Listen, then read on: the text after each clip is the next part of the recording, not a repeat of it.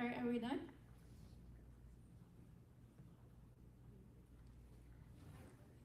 Good. Okay. So today we're at day 5. We're at intervention, implementation, and measuring impact. Um, I was thinking about this last night, and I was just thinking about our journey and all that we've covered in the past 4 days. I realized that we've gone through 5 presentations, 4 from PPF, 1 from the Central Bank of Belize, and we've gone through 3 really insightful panel discussions. And today I've been tasked to wrap things up and present the intervention implementation based on women's financial inclusion, based on the constraints that we've discussed, based on how to disaggregate data and all that we've been presenting. All of that leading to today and the overall objective of the workshop, which was to bring government officials and government representatives, bring the private sector together, bring academia, bring all of you in this room. And so I wanted to use this opportunity to say thank you to all of you who've been participating. It truly is heartwarming, especially as a woman and seeing all you women and a gentleman in the room championing this issue for women's financial inclusion. So I wanted to say thank you, and I think we deserve a tap on the shoulder for that. So all of this we've been doing to explore issues affecting women, to address these bottlenecks. We've spent days identifying the constraints, and like I mentioned, and as you all know, talking about data. But But before I get into how to implement it and what to do with this data and ways we can use it, I just wanted to ask, we've been here 4 days, what is financial inclusion? This is something that we've been talking about for 4 days, and if you tell a relative or a sister or whoever, you say, I've been at this workshop and we've been talking about women's financial inclusion, and they say, okay, but what is financial inclusion? How would you respond?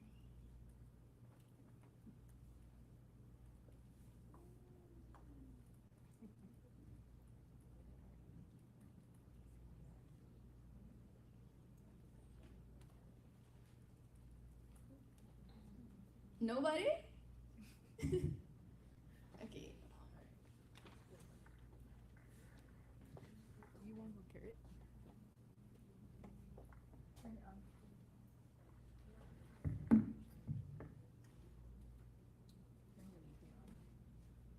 The actual.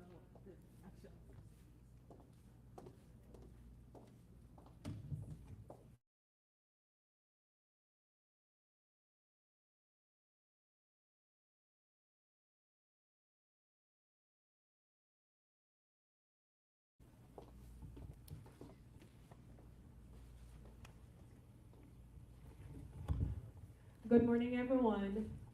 Just a broad understanding that I have about financial inclusion. It simply means, in layman terms, that the individual or business has easy access to useful financial needs.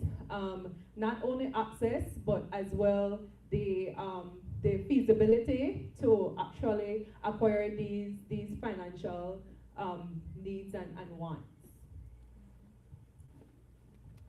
That's perfectly described, Ms. Nikisha. Thank you so much. So as Ms. Nikisha mentioned, it's not just as an individual, but as a business as well. We've been covering, MSMEs and how to really help them be included in the formal sector. So this is what the framework that we've been doing, and I know we've been presenting this throughout all the days.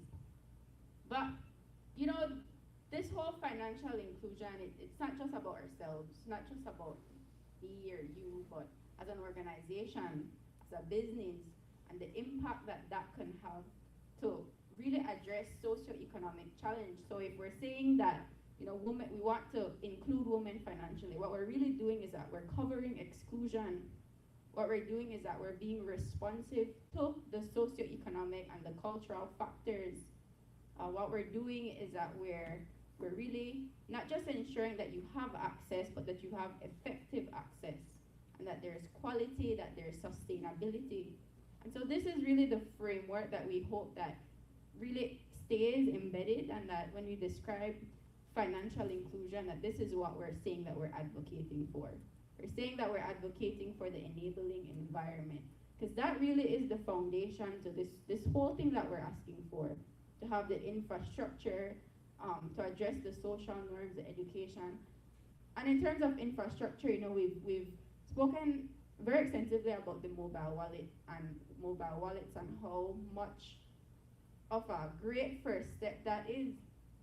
But we've introduced, this interoperability that the central bank has mentioned that they're looking to address. And so we've made steps, but how much further can we go? And how much improvements can be made? The social norms, we've also discussed that, we think that based on our personal experience and based on what we've observed, we're starting to move away from some of these, only the man could do this or that. But there still is that lack of trust in the financial system. Still is that, let's do a syndicate and operate informally. Still save some money, like a lot of cash somewhere hidden. And even in education, although we're advocating that students at the high school level or tertiary levels, they can be introduced to this term. What about the little children? What about telling them to save money? So this is what we're really advocating for the enabling environment. To recognize that although we've made steps and we've made progress, how much further can we go, and in what ways we can improve to have effective access, to have the quality for the proper usage. So I just wanted to bring that up again, so that in conclusion, and so that we understand what we're really advocating for, and understand the whole framework of this. And like you all were present for, we saw that to achieve this, there are constraints, both on the supply and the demand side. And if this looks familiar, it's because this is what Dr. Smiling had presented yesterday. So I won't go through it again, but I did want to highlight what we're saying when we say supply and demand. Supply looks at the top, bottom, what the financial institutions are doing and the constraints on that end and the environment there. And the demand looks at ourselves and our constraints, like as an individual and as a business. And based on those constraints, of course, those would hinder actually being included financially. And then lastly, where we were yesterday was looking at the data and the importance of having this sex disaggregated data. We looked at Chile and looked at, how they've been championing, 14 years of this and what they've been doing with the data. Today we look at what they did with the data. Yesterday we covered what the data was telling us. But at the end of the day, data isn't the end. We could sit in this room and we could say, these are the constraints and we need data, but okay, you need the data, but what will we do with the data? In what ways can the data be impactful or helpful? And even if we say, okay, we're going to design a program, design a product, and we're going to include women, it's important to not just be pink washing, quote unquote, and to just, say, we care about women, let's just make this thing pink and call it that. Or just say we're doing it, but we're not really sincere with what we actually want to achieve. And so, like I mentioned yesterday, we looked at Chile and how they've really been leading this whole championing for women, introducing it at all their ministry levels, looking at the data extensively. But beyond finance, as we mentioned, it's not just about having a bank account, but the power of having a bank account and what can be done if you have a bank account, and addressing the socioeconomic issues with having a bank account. That is really how we achieve empowerment. How as a woman you could have your own assets, you could have your own land, you could have your own car, could have reduction in vulnerability. Women, we tend to be caretakers. So your brother gets sick, your sister gets sick, you have that money to back up or have that power to go to the bank and ask for a loan and be really in the formal sector. So yesterday we looked at Chile and the data and what the data was telling us. But what they did with the data was actually, they've done various programs actually, but the one that we'll look at today is this Crece Mujer Emperadora, which translates to Growing Women's Entrepreneurship Program. And this was actually done by Banco Estado, which is the widest outreach bank in the country. And what they did was that they designed a program that would target entrepreneurs through access to capital, education, and through network. But this was really derived from the data. So derived from the report that they do annually, the gender and financial system. And through that, that's what they use to build a business case. And that's what they use to design the program. And so this is, I hope you could see it well, but this is what the platform looks like. So here, I have my cursor. You could get trained. They have business ideas that you could go in and talk about. You could use it to start a business. In terms of product, they teach you how to manage your finances, facilitate purchases.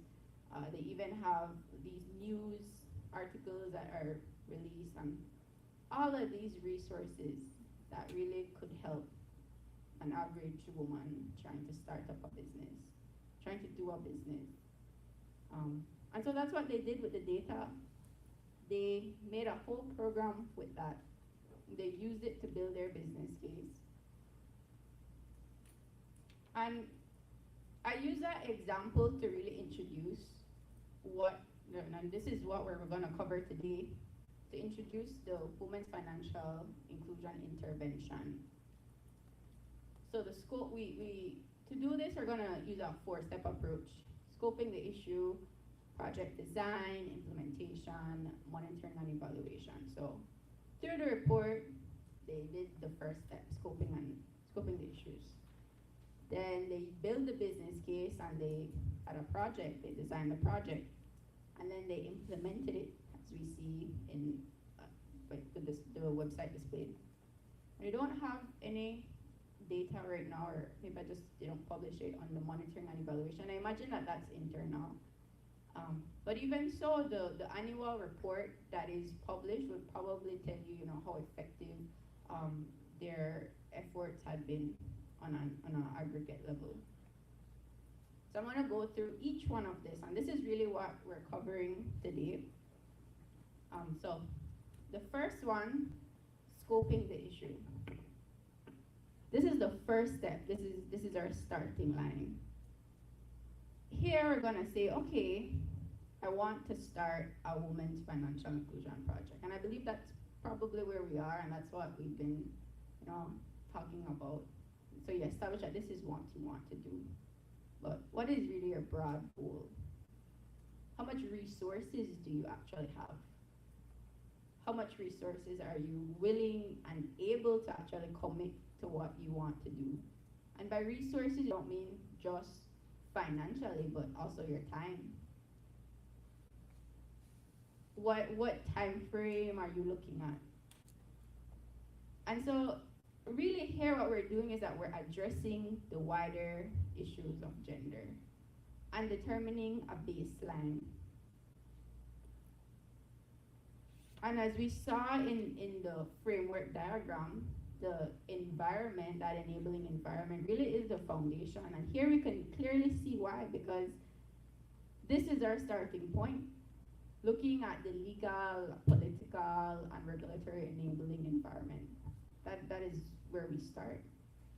And in Belize, we've covered, there's this Belize Domestic Violence Act, there's the National Gender Policy, and even the Belize National Financial Inclusion Strategy, as was presented yesterday.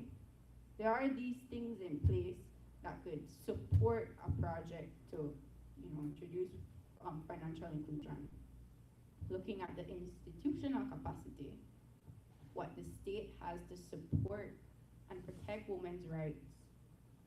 Is there gender and social exclusion, knowledge and awareness in service delivery institutions, in the public and the non-state sectors? So here we look at the schools, the health system, the police system. And these are questions that were presented to us on day 2, I believe, that we were left to think about. And so today what we're doing is really looking to see how all of this that was presenting really connects. The social and the cultural environment, that's where we also scope the issue. Looking at the social and the cultural factors, because you and I, we could say, well, in my household, that's not how it works, but what about somebody's cultural differences? Maybe they do things different than you and I. They just have a completely different culture, and so maybe you and I have been moving from that, but embedded in a culture, we know that that's a bit harder to break down that barrier or even attempt to do that if that's their culture. Individual capabilities and resilience. How do women's unpaid care and household responsibility actually impact their ability to develop their business?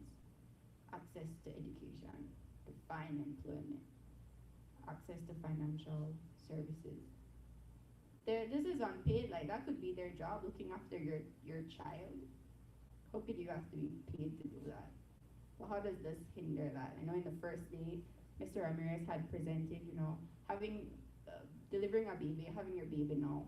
How do you go to the bank? Who would take care of the baby? How would you do that? And so when we say to scope the issues, these are the key issues that we're looking at, key gender issues and key considerations. This is our starting point. And it's not just to find this, I'll have all this research, but the purpose is to determine a baseline. And sometimes we feel like oblivion is bliss. We don't want to actually do the assessment maybe, because things are bad. Why would we want that on paper? But it's important. This is how we track progress. Determining the baseline would only tell us where the gaps are, tell us where to fill those gaps. So you determine the baseline, and here we have a 4-step approach. Collect the available data and relevant research. And as we know, this is in terms of women and financial inclusion, that's doing it by sex disaggregation. Determining which primary data is required. So determine the program focus and the baseline for monitoring. But here we see that it's not just secondary data to look at, but primary as well. So like I mentioned, the one with culture, maybe there's no report on that. Maybe it's up to us to go do this primary research, to do the interviews and speak to these people directly. Maybe that's the only way to find out what's really happening within that culture group. So although these secondary resources are available, maybe we do have to go out and do some primary research as well. To determine the baseline, we also have to allocate resources and plan for evaluation. So we started off and we said to think about the resources, and the point of that is really to determine the baseline, and then lastly to undertake the primary data collection, to analyze it, and to present the report. So in all of yesterday, covering data and what to do with the data, this is where that all comes in. And when we said data was not the end, that's because data was only step 1 in this whole intervention process. Having the data will lead to project design. So here we see that through the data, you could define the objectives, define the scope of work, determine the most effective use of resources, collaborate with other stakeholders. Maybe you as an organization or you personally might not be able to fully venture or achieve maximum effectiveness alone. You have to partner with others, and that's important to see as well through the assessment and defining value for money. And so through that assessment, through the baseline, through doing this, we're really able to design our project. And although we started off, saying, okay, broadly, generally what we want, this is where we really nail it down, really determine the objectives, determine the effective use of resources. Because you could say, okay, I have this amount, but how will I allocate them? If I only have 6 months to complete this project, how will I dedicate my time, dedicate the persons, assign the persons to do this? How much people do we really need? How much hours in the day will that take away from something else I'm working on? And so in the project design phase, that's where we really look at all of this. And we really nail down vision, goal, and purpose. And so here we see back again, and everything, of course, is connected. Make sure your baseline data includes sex-disaggregated data, something that I mentioned. And we have to be clear. It's important that we're clear what we want to achieve. Clear with our vision, clear with our goal, clear with our purpose. And sincere, of course, because we don't want to be pinkwashing, as we had discussed. And if you notice, like, this presentation isn't more statistics as heavy as the rest of the presentations. It's really more questions and leaving you to think about these key considerations. So here, we'll ask the question, is the program aiming to help all women? Will it only help the marginalized? Or will it also help men? Maybe we want to just help the vulnerable on a whole. Maybe there's just a focus on women, or maybe we just care about all vulnerable people. Does the program have a broad gender equity goals, or is it only focused on financial inclusion? The purpose of this workshop is to be, included, so have financial inclusion, but that's one part of it, to achieve empowerment. Maybe there are other goals that we want to achieve in the process, or maybe we want to have a different starting point. Is it about financial market development, or only about reducing women's vulnerability? And all of these are important because that would really determine your resources, that would determine the kind of project, the kind of program that you're designing, that you're implementing. And so it's important that we ask these questions. I'm sure that there are others, and maybe you could think of more just based on what I'm presenting, but these are some of the key questions, some of the key considerations.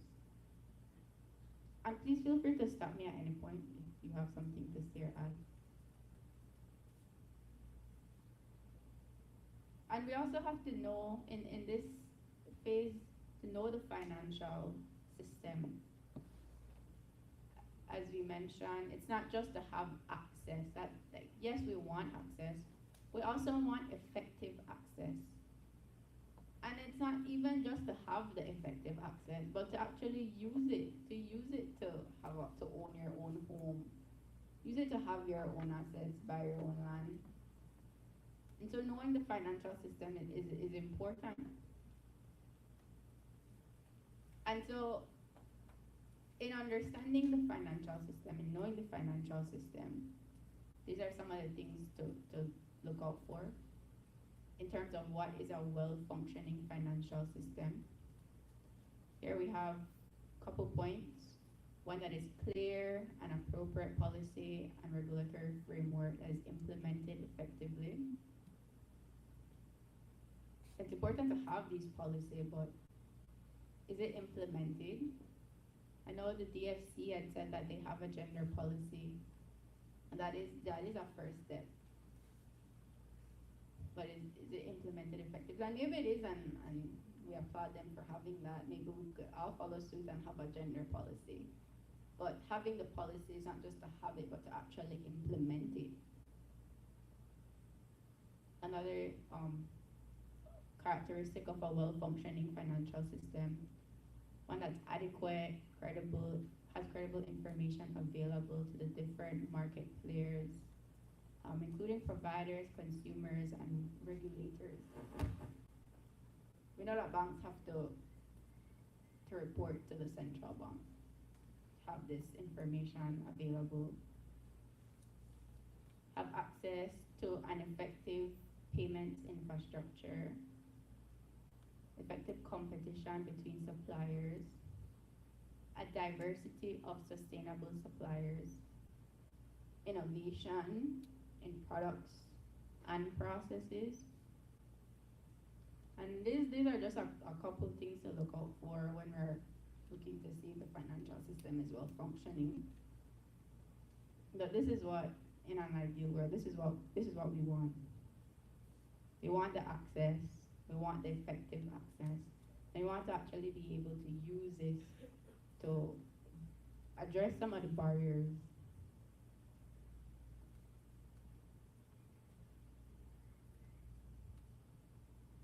And here we have some possible activities for financial inclusion program. This is at the macro level, so policy dialogue, policy research, networking and facilitation, training programs. And this really is important that we recognize that in all of these potential things that we can do, we all have a role to play. We all fit differently. Somebody in the private sector, maybe they can't be part of the policy dialogue, but they could do their own networking and facilitation. They could do these training programs. And so here we see why today we have, different range of people from different sectors and how powerful that really is to address inclusion. In terms of policy dialogue, having these papers and supporting the process, policy research to review the international best practices, see where we lie within the international framework, conducting these scoping studies, including in the informal sector, in terms of networking and facilitation, and that's where this event comes in. We're contributing to the macro level program. Here we've done these seminars, training programs, high-level technical seminars for policymakers, facilitation for peer-to-peer learning. And in the panel discussion, right after this, we'll see the different programs that Beltrade has been doing, Chamber has been doing to really address macro level change and inclusion and progression, really.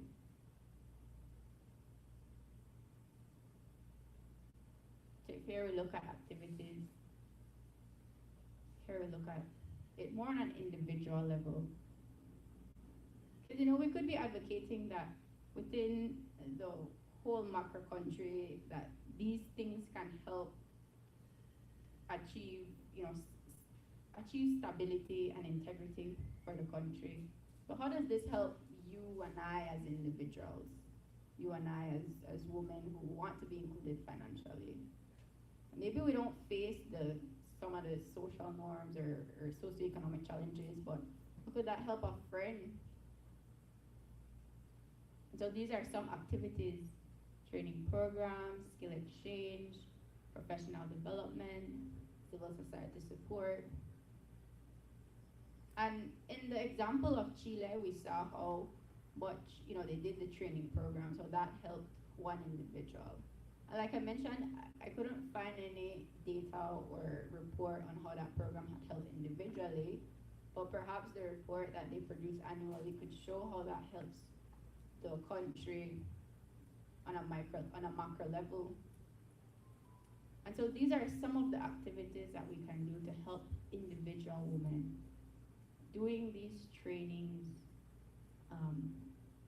providing these skills exchange. I see there's a lot of digital programs out there that we're really advocating for, and again, that's something that we'll probably talk about in panel discussion.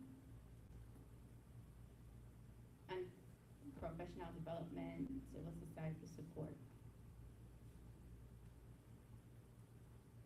And then on to the third phase, we've scoped the issue, done the research, looked at the data, designed the program.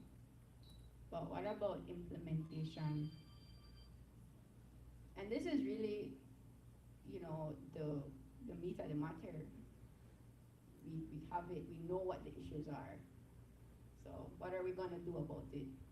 Will we just design this project and in theory it can do this, it can do that, but we don't really implement it or implement it well? When we determine the baseline data, this is where we can really fill those gaps. If we say that these are the constraints, this is the issue, this is what we want to achieve through this program, this part is where we get to fill those gaps. And here we think about the governance arrangement and picking our partner. Maybe one person in the private sector can start the initiative, but maybe we need help from funding from some other donor. I know that there was recently this launch of this digitalization course that was partnered with the Ministry of Education and the IDB.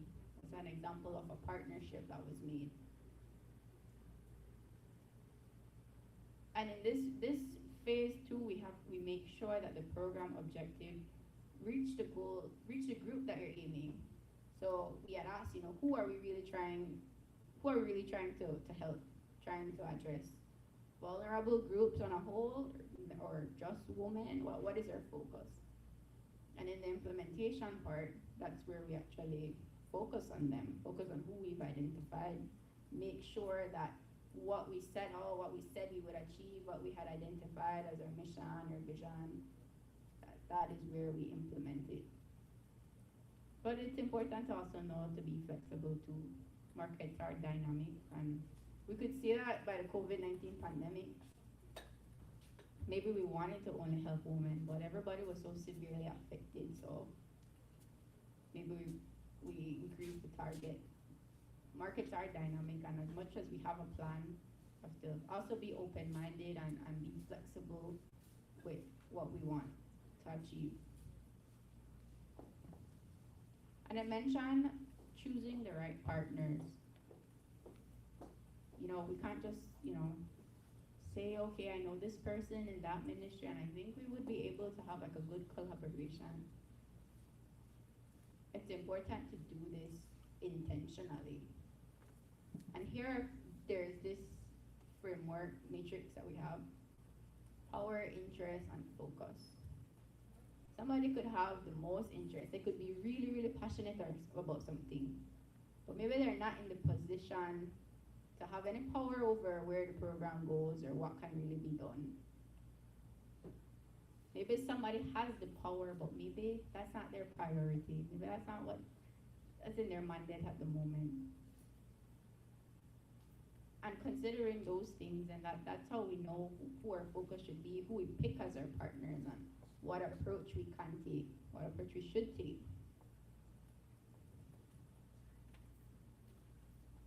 And here we have a continuation of that.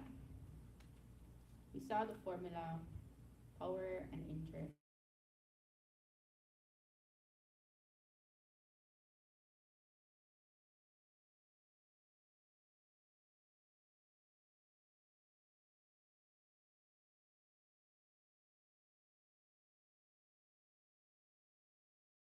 High power and low interest. Keep those persons informed. Maybe they have the power, but they're not really aware fully of the extent of what you're researching or what you've identified. So we keep them informed.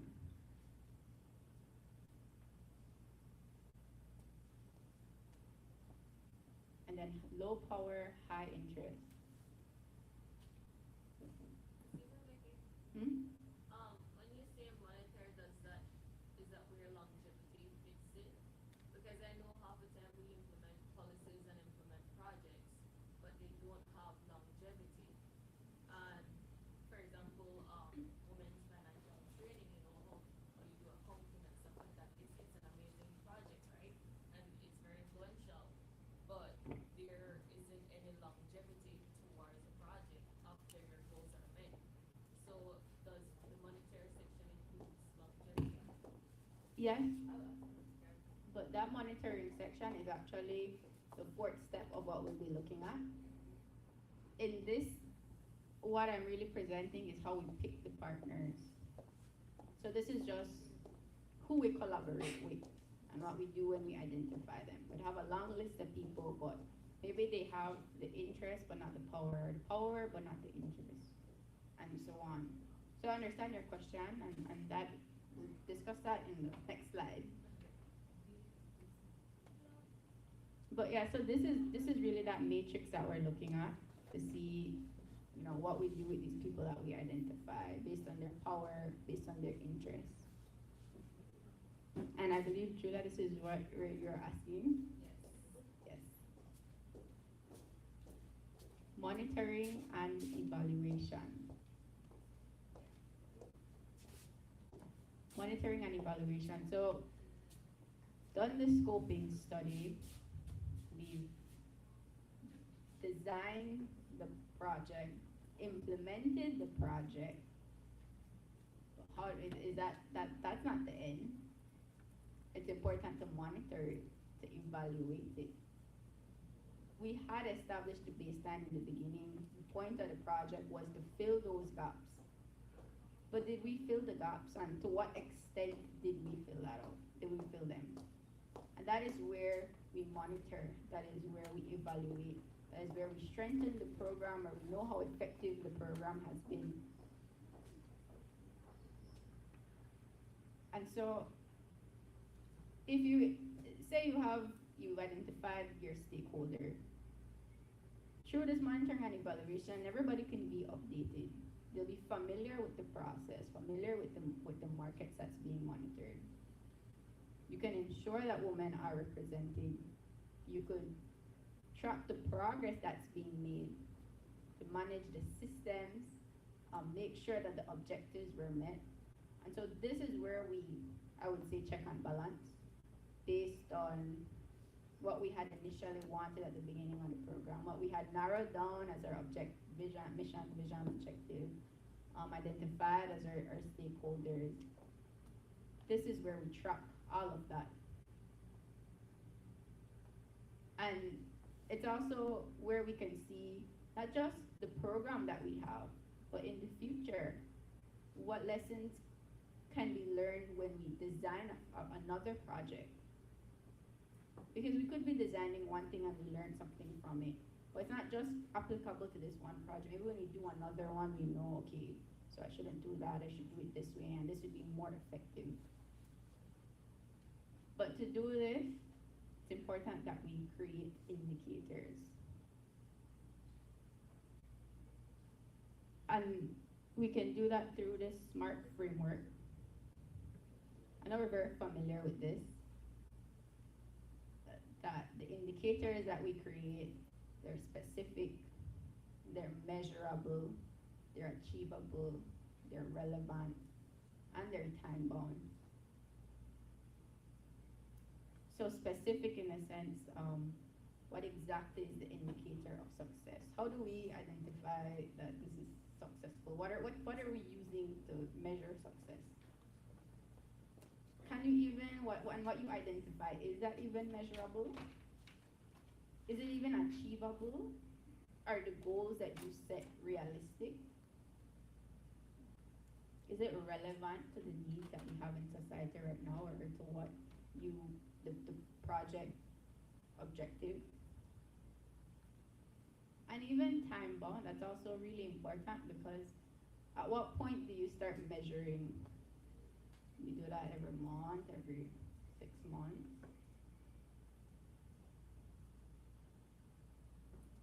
And yesterday we had been presented that this is what, as a country, we use to measure financial inclusion. These are the 3 dimensions that the central bank says that is used. The access to financial services, the usage of financial services, and the quality of the products and the service delivery. And based on the definition that we know, these are the dimensions to financial inclusion. But these are really on a macro level. In terms of development,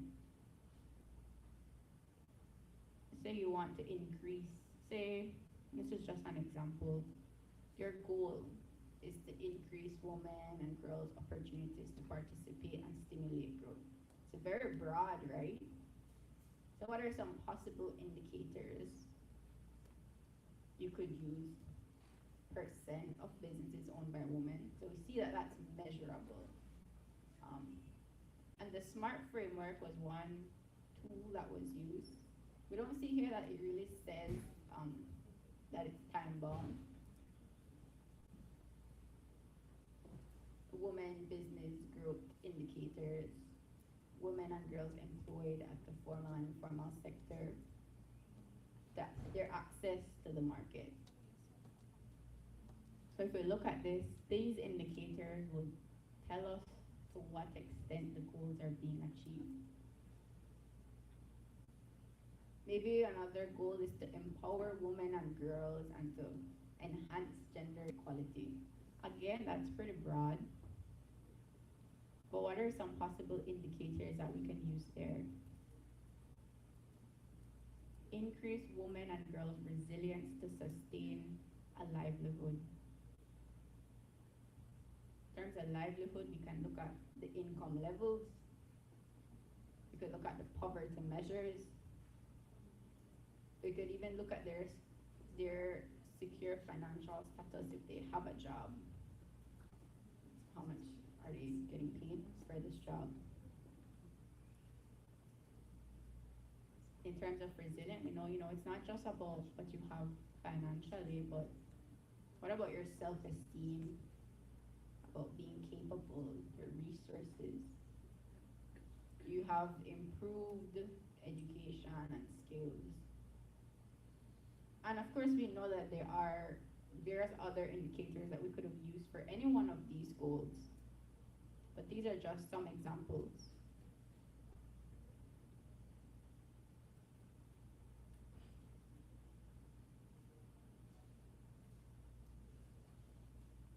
And when we talk about the SMART framework and when we talk about indicators, that's a generalized framework, something that we use whether we're doing a gender program or not. But when we do gender indicators, we do have a couple, we have 3 here that are notes and key considerations. We know that gender responsive, gender sensitive, gender indication, those could change, the indicators could change over time. You know that the definition for women empowerment, that can be pretty broad. Maybe I don't measure it as much as you, but the way you do.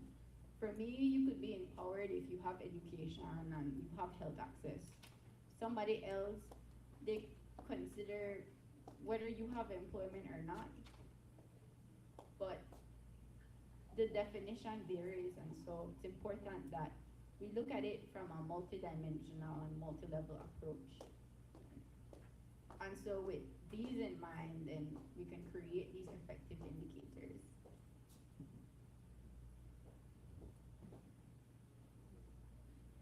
And so I presented all 4 of these steps: scoping the issue, project design, implementation, monitoring and evaluation. Scoping the issues, we looked at assessing the wider environment and determining the baseline. And before that, we looked at, asking ourselves the question, identifying what we want to achieve generally, what kind of resources we have, and so on. And project design, we looked at what we really nailed down what we want through a specified program. Vision, goal, purpose, looked at knowing the financial system and how it might fail women, look at the programming options, value for money. And we know that while we can have the best project design, program design, it really comes down to the implementation and how effective and how sincere we were with what we had identified to be our mission, vision, goal. So in terms of implementation, looked at the governance issues, choosing the right partners, managing those issues.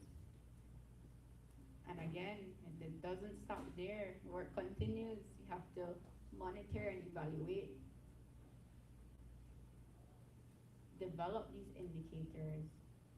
Through these indicators, and as I mentioned in terms of the baseline, project comes, you design the project, you implement the project, but what was your progress with it? What are some of the lessons learned? In what ways can you be improved? Can you improve the program? Not even just the program that you're doing at the moment, but future programs. And so here is where we evaluate.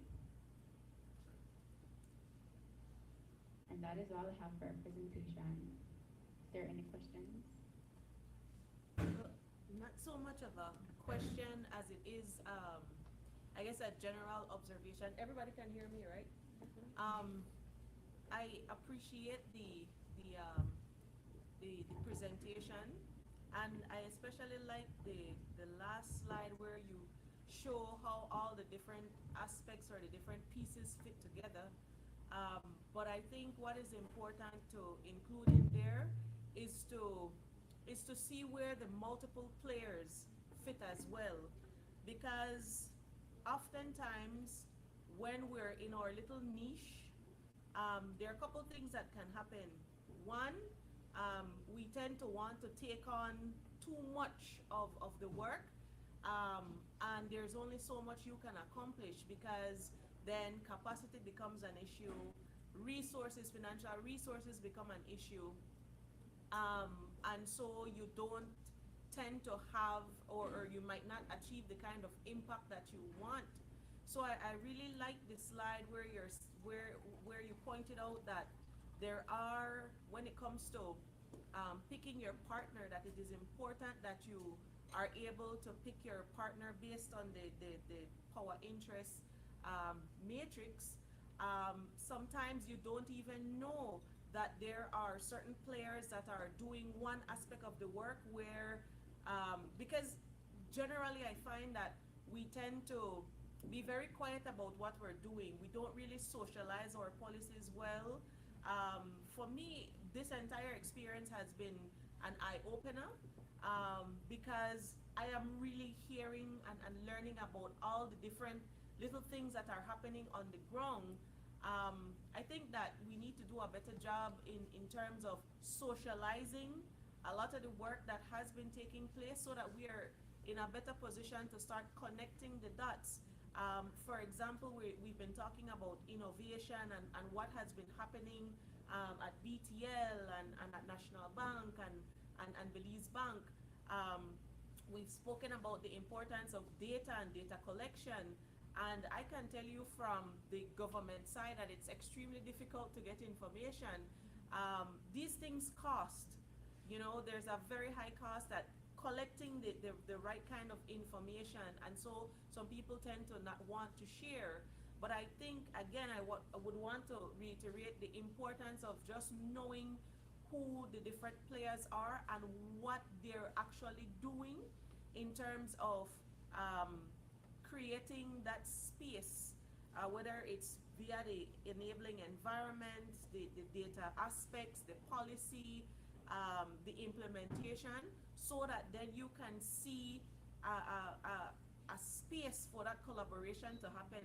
I think when we heard one of the Deirdre's panel presentation, you know, we kept highlighting the fact that partnership is important, but what often, I think the part that we keep missing is just creating that link, that for that partnership to prosper, we see the benefit, but actually being able to take the first step is always challenging. So I think that that those are some of the things that we need to really highlight, because otherwise it will continue to be pie in the sky ideas and, oh, we could be doing this and we could be doing that, but with always missing that ball of getting the work done. So not a question, just a general observation. Thank you so much for that, Ms. Judy. And I do think that this event, I hope this event had helped in some way with that. That was actually one of the objectives of the whole workshop series, that we have we bring together government persons, private sector people, persons in academia, and have these discussions. The panel, we broke it out by day to really hear firsthand, if it's not published, but to hear what is being done. And so I agree with you, Mr. Dean. That really was one of our objectives of the whole event, to hear more from the different practitioners and to see what they're doing and see where there are areas to collaborate.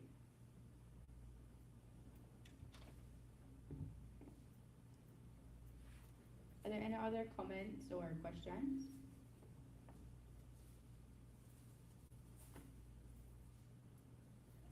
If not, I'll end with a quote.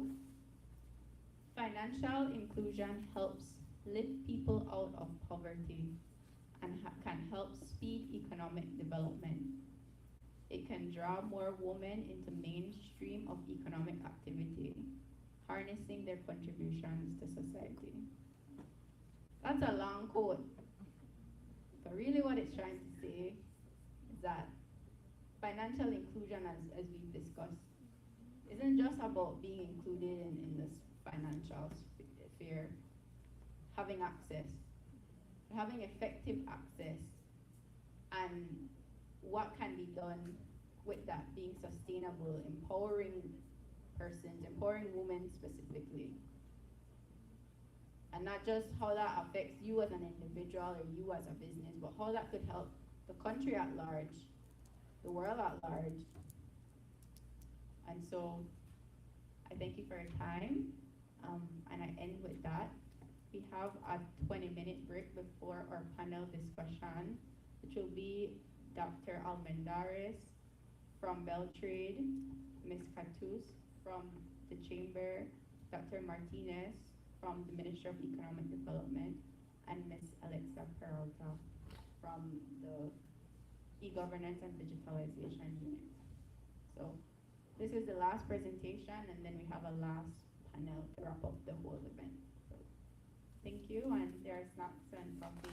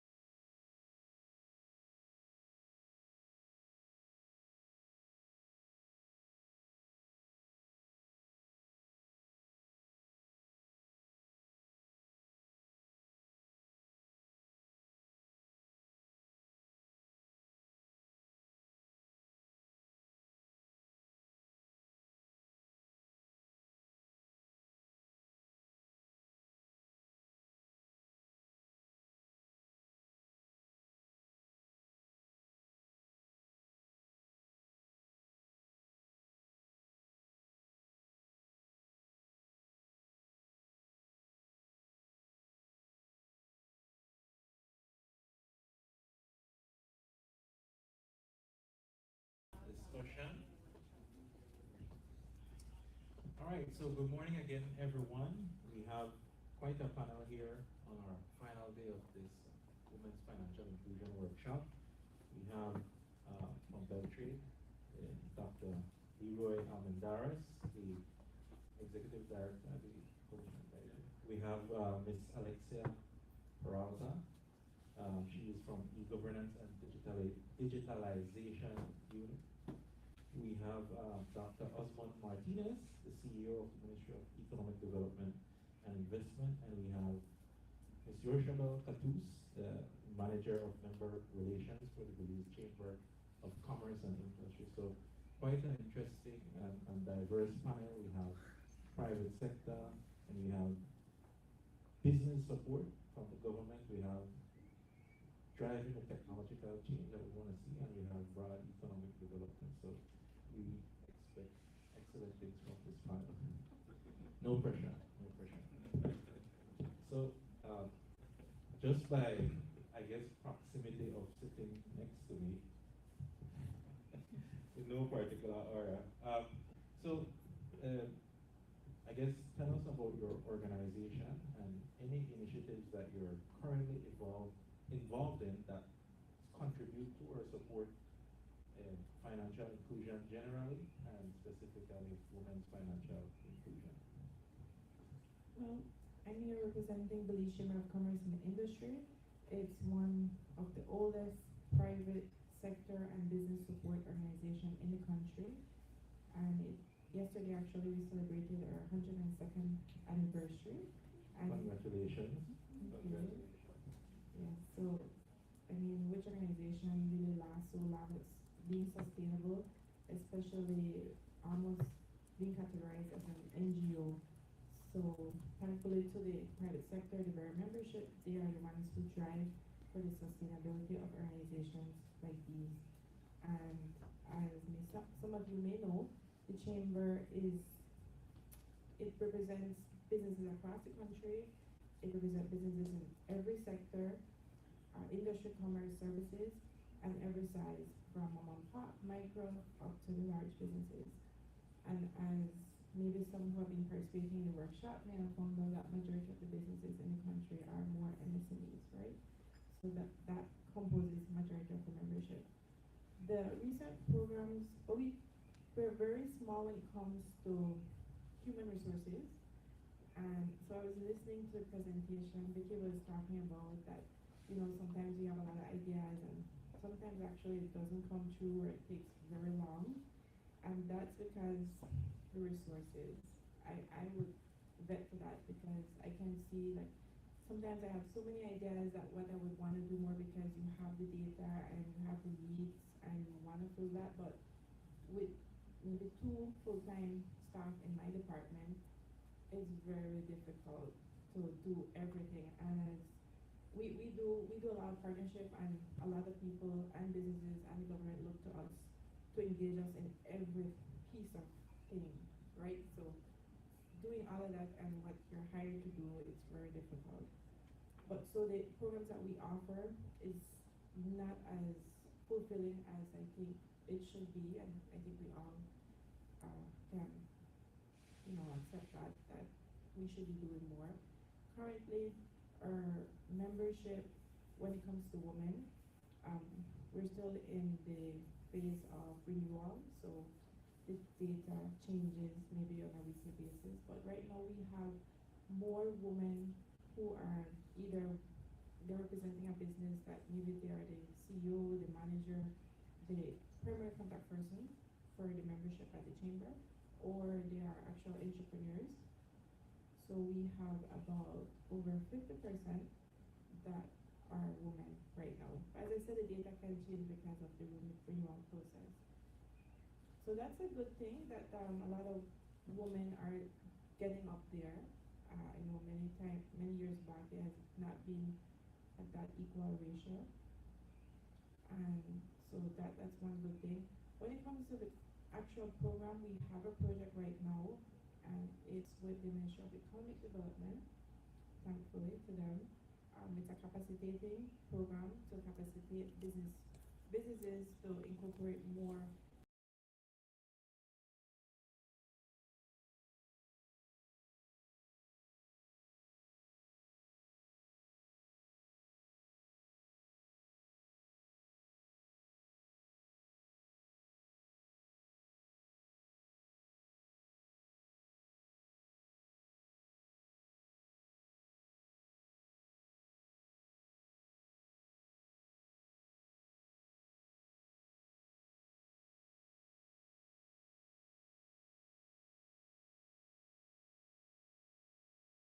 believe is a strong woman. And so I do respect our women. In addition to that, I have a daughter who's 15 years old, and I want the best for her as well. So for me to be here, I just want to establish that even though I sit here as the opposite sex, as a male, and one that do respect, and I am here in full support of seeing that women will be, and women in general will be in leadership positions. Okay, later on maybe we can look at data, and then looking at the world data that where women are. But the questions in terms of the Ministry of Economic Development, the Ministry of Economic Development is responsible to do all the coordination, planning, access to finance. We are responsible to do with all the IFIs, including agents such as the Green Climate Fund.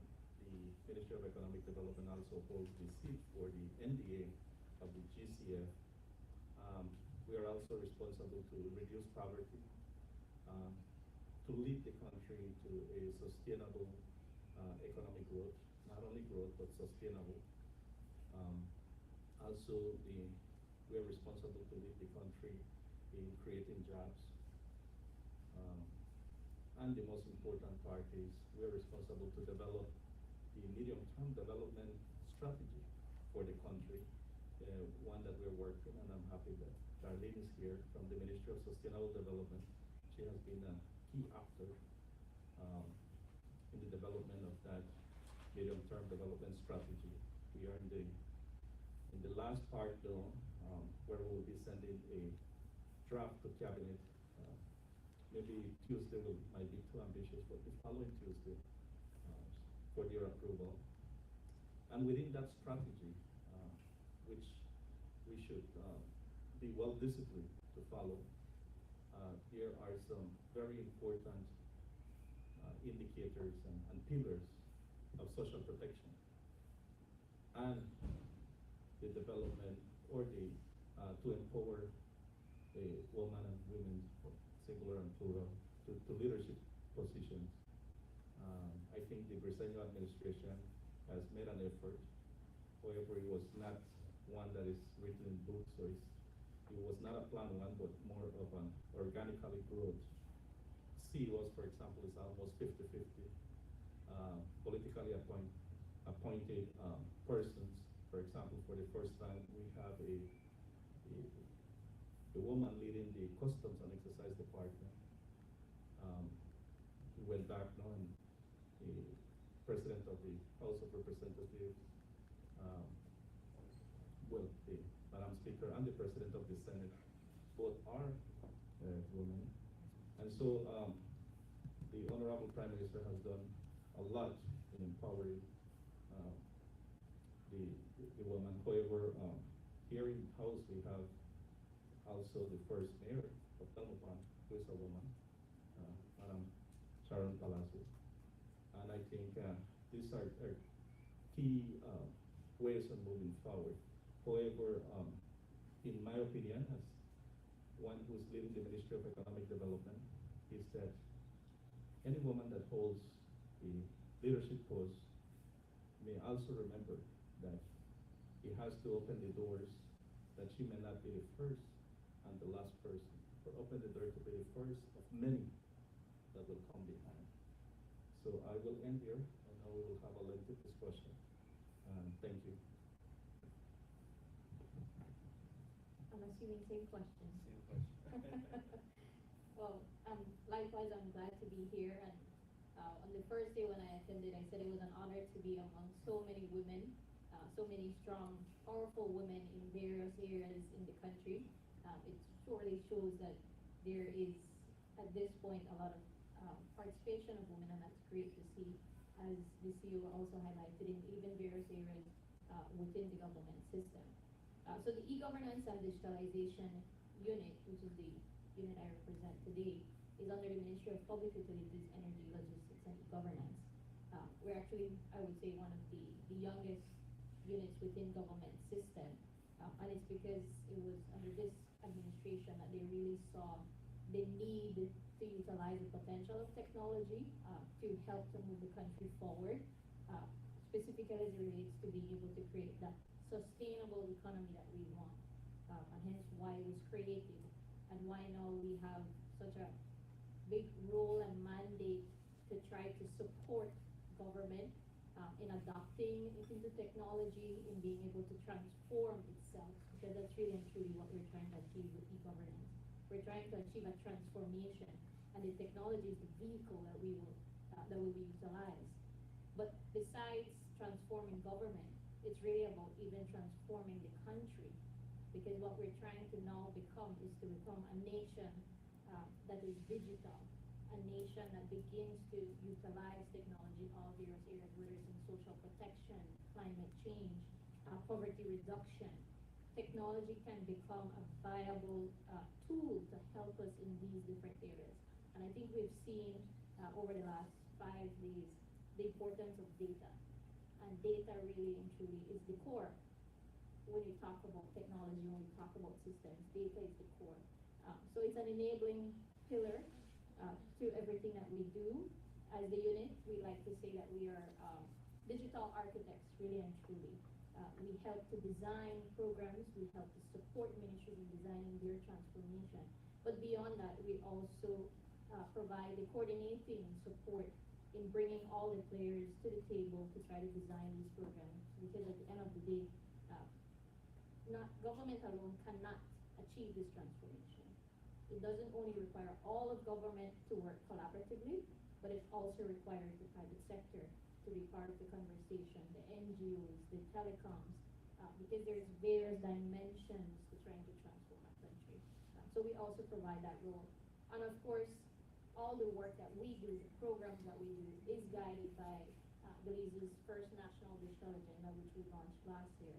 And in that agenda, I think many have told me it's extremely ambitious because it covers many areas, but it's because we acknowledge that we need to create the enabling environment.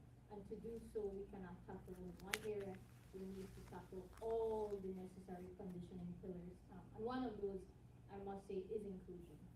Because if we're talking about taking the country online, we need to think about how are we going to do so, how are we going to be inclusive, and how do we minimize the digital divide and the digital gap that can result from trying to move forward. And I know we'll probably want to discuss that more on, but in essence, we're that supporting body, not just the government, but overall in trying to move us as a country forward and utilizing the power of technology. I won't answer the same question.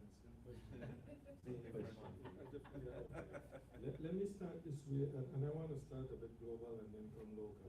I was recently in the Middle East, in Dubai, and I saw this thing that says there's an actual woman pavilion there in Dubai Expo, and the reason why I'm emphasizing that is the Middle East has been known to be a man's world, and that transformation taking place was a shocker to many.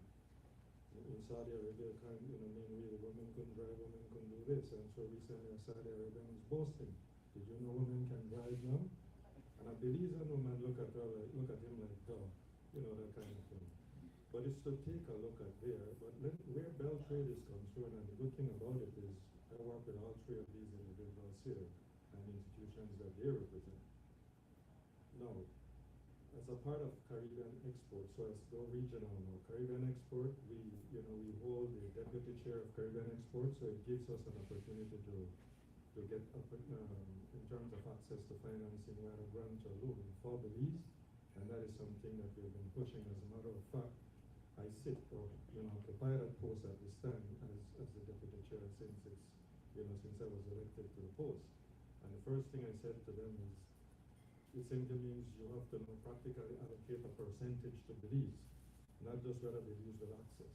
And this is for male and female, and we're pushing the female inclusion, not inclusion, because I don't think that it should be inclusion. They say that before you invited the woman to the table, now the woman is the table, you are invited. And so the second aspect of that, I just came from Salvador, where I sit on the board of San Promete SICA.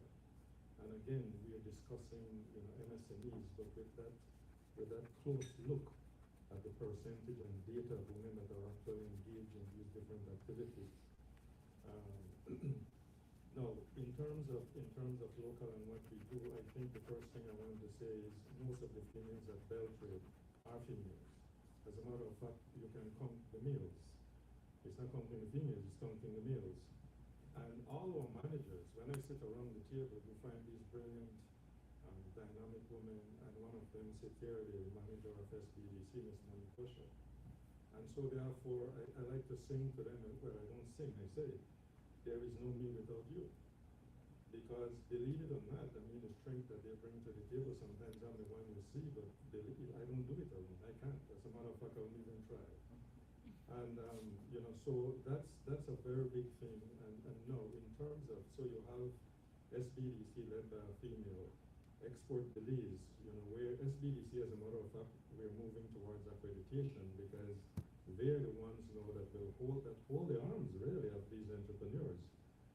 Not only hold, but provide support, business planning, access to finance, and these kind of things. Export Belize, you know, when we go to near export and those who want to export, because we, you know, Belize has adopted that, an export-led growth, and so Dr. Martinez and I work very closely on that as we but adopt plan Belize to make sure that we realize those goals that we're talking about. And then we have Belize Invest. Belize Invest is also led by a female. Belize Export Belize is Ms. Shahira McCoy. Belize Invest is Ms. Fiona Coleman and Stable, or BTEC, or latest enterprise, which, well, it's not late anymore. It has exceeded 5 years, so it's no longer, you know, a young addition. It's led by Ms. Sarita Bejarano. So those are the females there.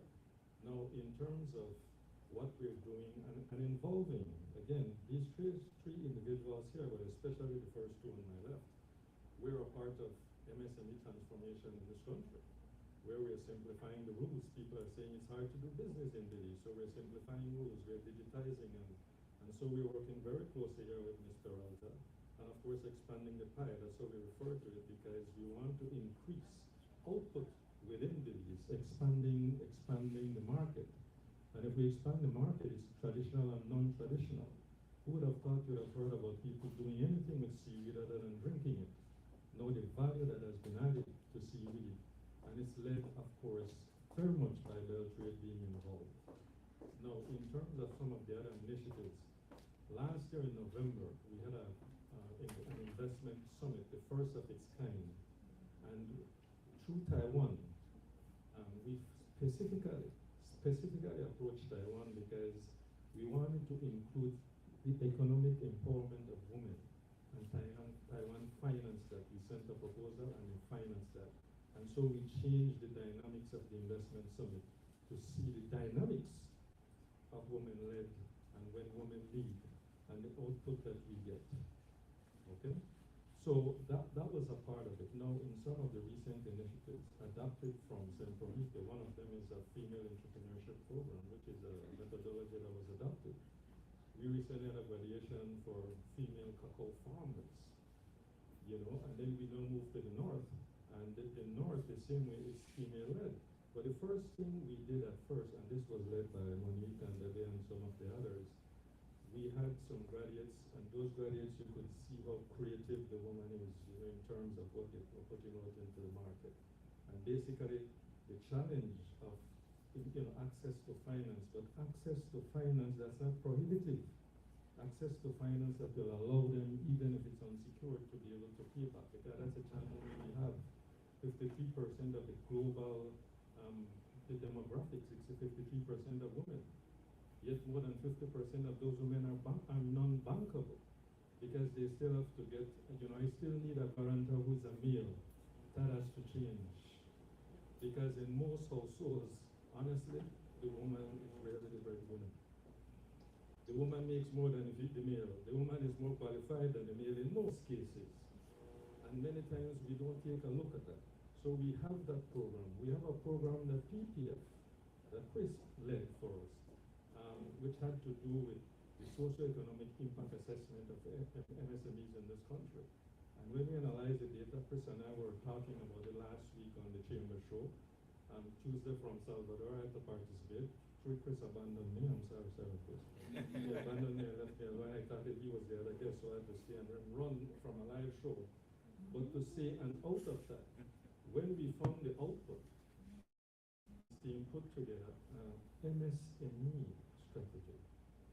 And we have been addressing that strategy and also discussing it with Dr. Martinez, who is leading that whole medium-term strategy, because we don't need duplication. This will be included, but the last MSME strategy we had was 2012.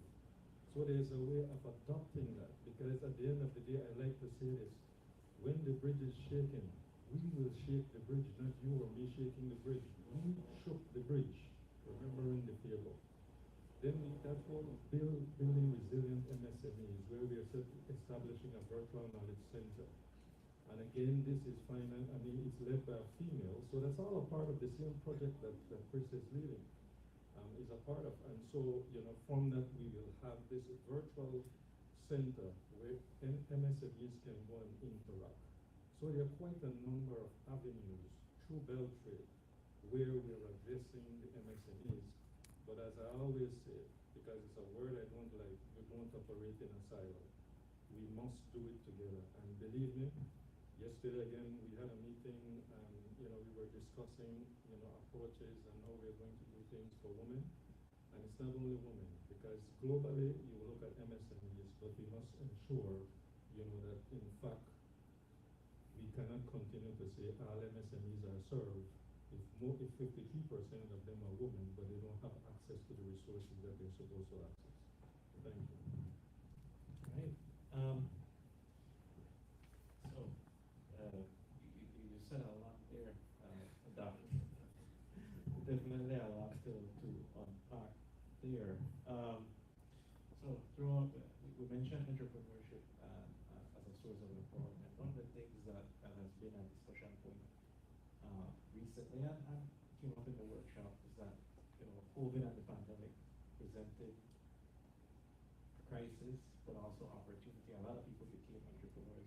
And tell us about maybe some of the programs or initiatives that you might be doing, or how you're working, I guess, with Chamber with your members to support them in entrepreneurship and along their journey. And I guess from the policy perspective, guys, what steps are you taking to support entrepreneurs? Because I think maybe the Chamber can give us like the business perspective, not to use the name of your show, but the perspective from the entrepreneurs who are out there and what you're doing to support and what are some of their concerns, and then from the policy makers and support organization perspective, what are you guys working on currently and in the pipeline to help support entrepreneurs and by extension female entrepreneurs? That's a lot. Let me see if I can remember everything. Well, yes, it's true that in the last 2 years we have seen so many businesses, especially small and micro businesses, pop up. And we noted that especially when we've been having exploring, that's a service that the Chamber offers, a connection service. It's called the Made in Belize. And I remembered having this idea to do a Made in Belize for our members, because in 2006 or 2007, I attended Made in the USA Expo. They used to have that. I don't know if you guys recall. And I used to say, we used to always promote this to our members for them to attend, to participate. And why don't we have one for our own people, it took some time before it actually came on board.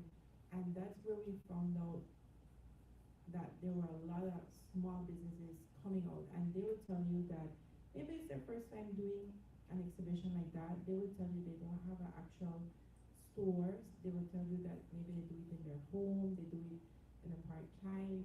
They have sometimes a full-time job, and these are sometimes people who work in the government, or they have a full-time job and they're working there for many years, but they have a skill. And we saw that especially in the pandemic. And so we do have the Made in Belize happening this year, and thankfully to Mayor Palacio, with the partnership with them, we're having it at the Governor General's Field in Belmopan. When? It's June 4th, I believe. It's a Saturday, first week in June. And most of the participants are women. They are women, and they have their own skills on the side. And I would say that this is one way that we try to support them. We have other businesses who have matured. For example, like Nalido, this Miss Amida, she owns Nalido. It's a turmeric business, and she have come on board, and she also done, like, she has shared her experience with these business people on how they can, develop and be more motivated to do more than to just not, because the common trend is that you have the skill on the side and they don't actually formalize it. They stay many years in the informal sector, as maybe you may have noted with your research, right? That they don't progress. And we as a chamber, we welcome any business that are in the informal sector, but our aim is to help you progress to being formal. Because once you, don't be afraid to grow, because once you grow, you contribute to the economy.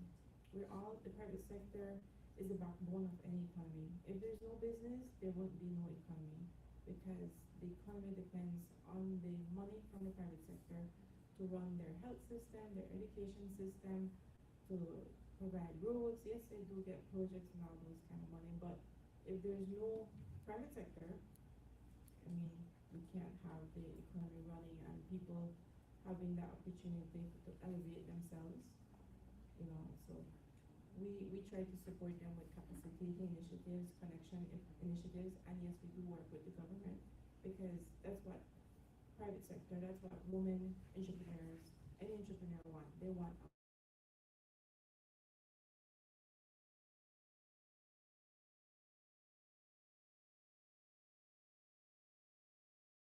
someone who would never use it, right? So you have to engage the private sector, and it's a win-win for both.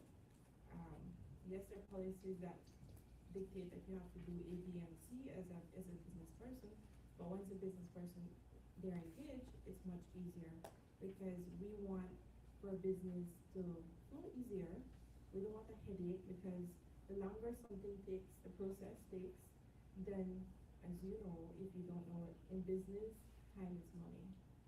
So you want to cut your costs so that you have more spending opportunities. And with more spending opportunities, it flows right back. I mean, you can keep your employees, you can hire, you can pay more, you can do more. All right, thank you. Thanks. I want to bounce back on some things that my colleague have said, but I would like to elaborate on the importance of the private sector. The private sector should be the drivers of economic growth. And Dr. Almendarez did mention it a little bit earlier. The ease of doing business in Belize in 2010, for example, he said that the ease of doing business in Belize is complicated, which I totally agree with him. In 2010, the ease of doing business Belize ranked 98 out of 172 countries. And in 2020, it's 135 out of 172 countries, which means that Belize is competing with Syria, Afghanistan, Iran, Madagascar, Mozambique. These are countries that we're competing with to attract investors, which means that Belize investors' confidence is not only low, but extremely low. So there's a lot of ground that needs to be recovered before we can move on. But I do support that private sector has and is the ones who should drive the economic growth. The government's job is to implement policies that will be investors-friendly environment, an environment that will be a friendly investment. Okay? We still have a lot of work to do. And my colleague on the right-hand side, we have an extremely hard task. Lands department need to be digitalized, immigration, customs, the headache that we have. It's really tough. What are the policies, or what are we doing just when we focus on to assist women and the female as to empower them. So when I entered the Ministry of Economic Development, I was able to see the opportunity for us to accredit or do accreditation for DFC, CIF, and the Ministry of Economic Development. Why? What would be the benefits? The benefit would be that we will be able to access concessionary loans. So what are concessionary loans? Loans that will have a commitment fee of 0.018%.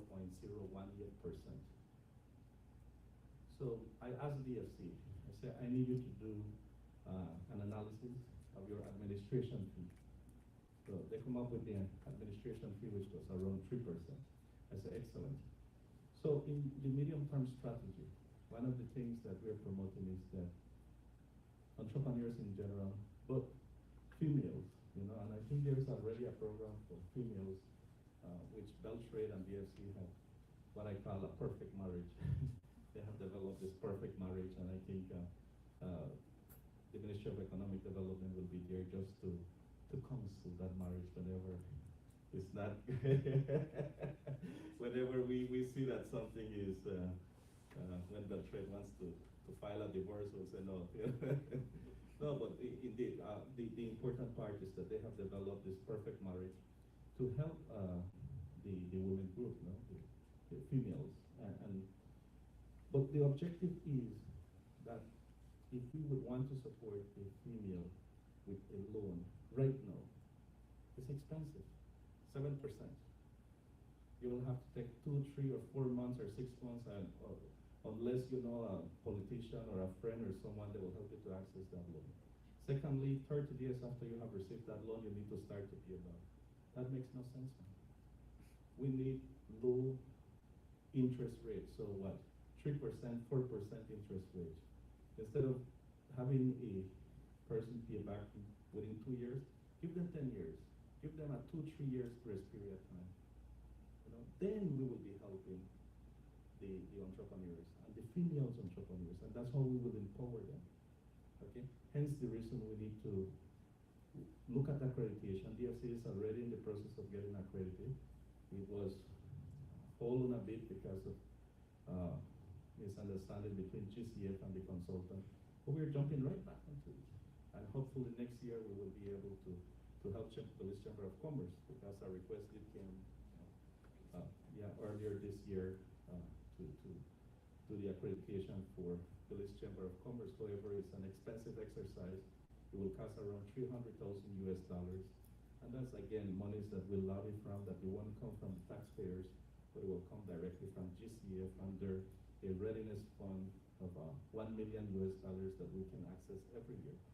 So the only way that we can help is by being serious and disciplined, having goodwill, understanding that the private sector will be the ones who will move forward, and at the same time to have policies in place that will help the females entrepreneur.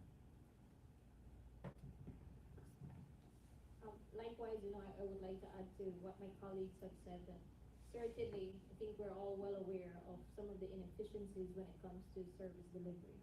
And that's, of course, one of the main objectives of my unit in trying to improve government service delivery. As the CEO rightfully said, it's a difficult task, but not one that's impossible. And that's how we tackle it. So what we have done so far is, of course, at this point, we have supported various ministries in streamlining some of their processes. One of them, for example, the electronic licensing and export permit that the supplies control unit actually administrates, and what that's facilitating is for businesses who have to import or export commodities that are in the controlled list can now do all of their application online, and that's an improvement, and that's a program that was launched very late last year. It was a program that was in design for many years, and as soon as we came in, we said, there is the need to fast track, to accelerate government's transformation. So we needed to look at what were the bottlenecks. how can we put these systems online quickly, and how can we begin to give access to businesses to be able to conduct their daily activities more effectively and efficiently. Because many times, and I'm sure Urshabel can say, it is the interaction with government that slows business operations. So we needed to look at how do we improve that. Beyond that, we've also supported other licensing systems in various sectors. And apart from supporting just having systems online, what we've also looked at, as I said earlier, is how does government become the platform that allows businesses to really pivot from, to grow from, and one of the key areas that we ensure that we worked on with the support of the Economic Development Council and the IDB was in the legal framework. So now I'm proud to say Belize actually has one of the most updated, robust legal frameworks when it comes to digital government in the region. We now have a Data Protection Act. So ensuring that while we're going online, that your data, the data of anybody who interacts with government or interacts with each other, is now protected by one of the most highest global standards, because we married it off of the GDPR. In addition to that, we have the Public Sector Data Sharing Act, which is meant to facilitate government interaction with each other and collaboration. Because one of the key things in being able to improve service delivery is sharing of information, is minimizing the need for every business entity who wants to do business with government having to consistently show and validate, for example, my registration. You have to take your certificate whenever you need to interact with tax, whenever you need to interact with Social Security Board.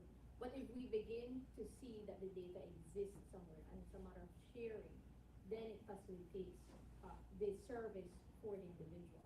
So we've also have that law now. Of course, that's only from the government perspective, but we have also improved the legislation when it comes to electronic transactions. So in so doing, in providing that condition where now we can have a blooming e-commerce industry in Belize.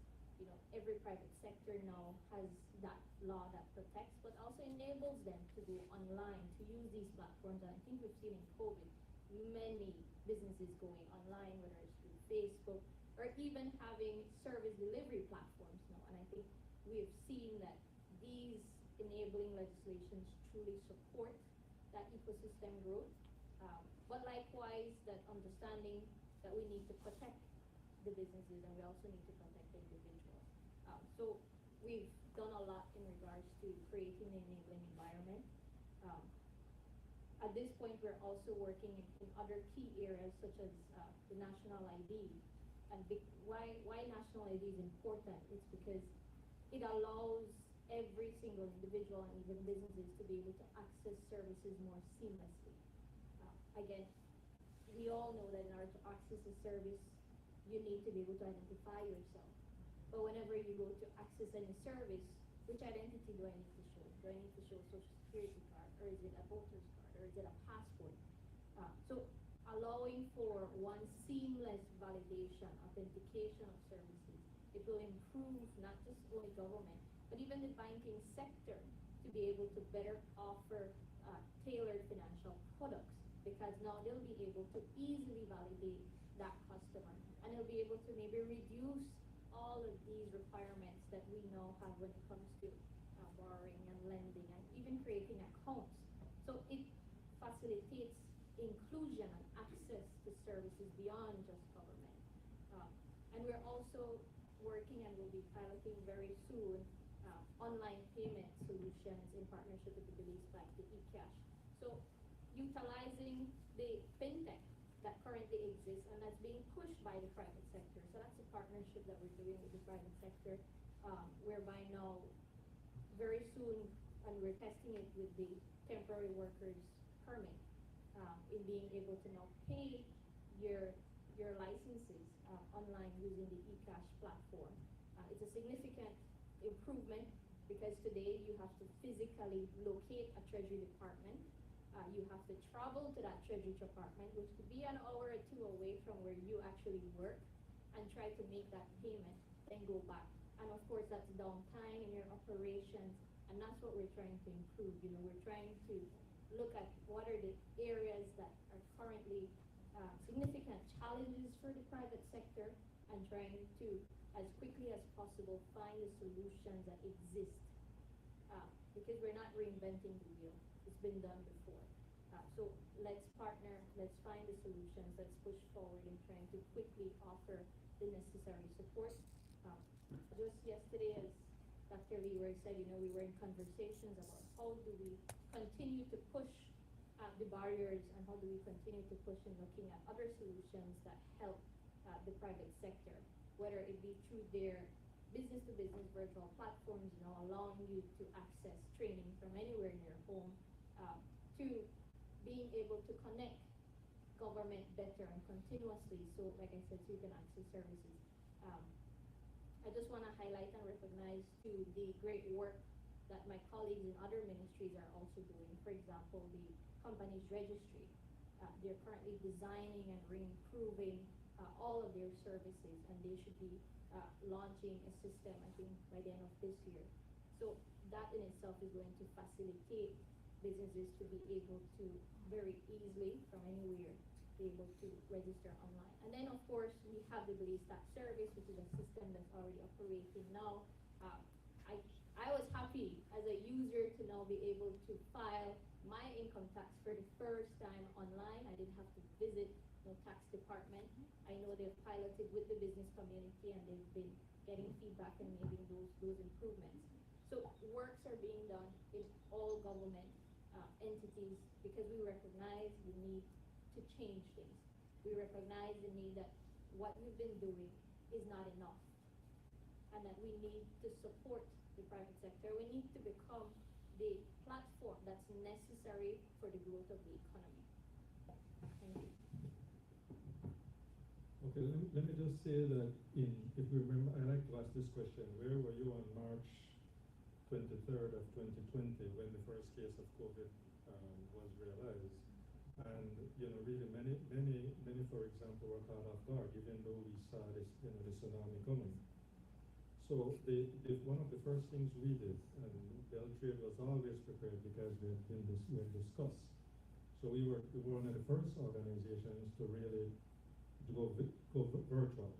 As a matter of fact, we went virtual very quickly and we did not really lose service except for face-to-face. So we still maintained, you know, all the relationships that existed. But and during that time, we also did a quick survey, and the chamber also did one, where we found out where the challenges were. And we found that 83% of those who responded to a survey fit within MSMEs. It was not segregated at them, but then afterwards we realized you could segregate them into men, women, and just look at the percentages. But it was not just to do a survey, but to find out what mitigation we could put in place. The main challenge, of course, was access to finance. They did not work in capital, etc. Some of them could not pivot, but those who pivot, they're still surviving now because they met the needs of the market, and that's one of the things we must always understand. There are two indices, or two indexes, if you will, if we don't pluralize them. Innovation index, we're very low on that. Entrepreneurship index, we're very low on these things, and we could mention another index where we're pretty low.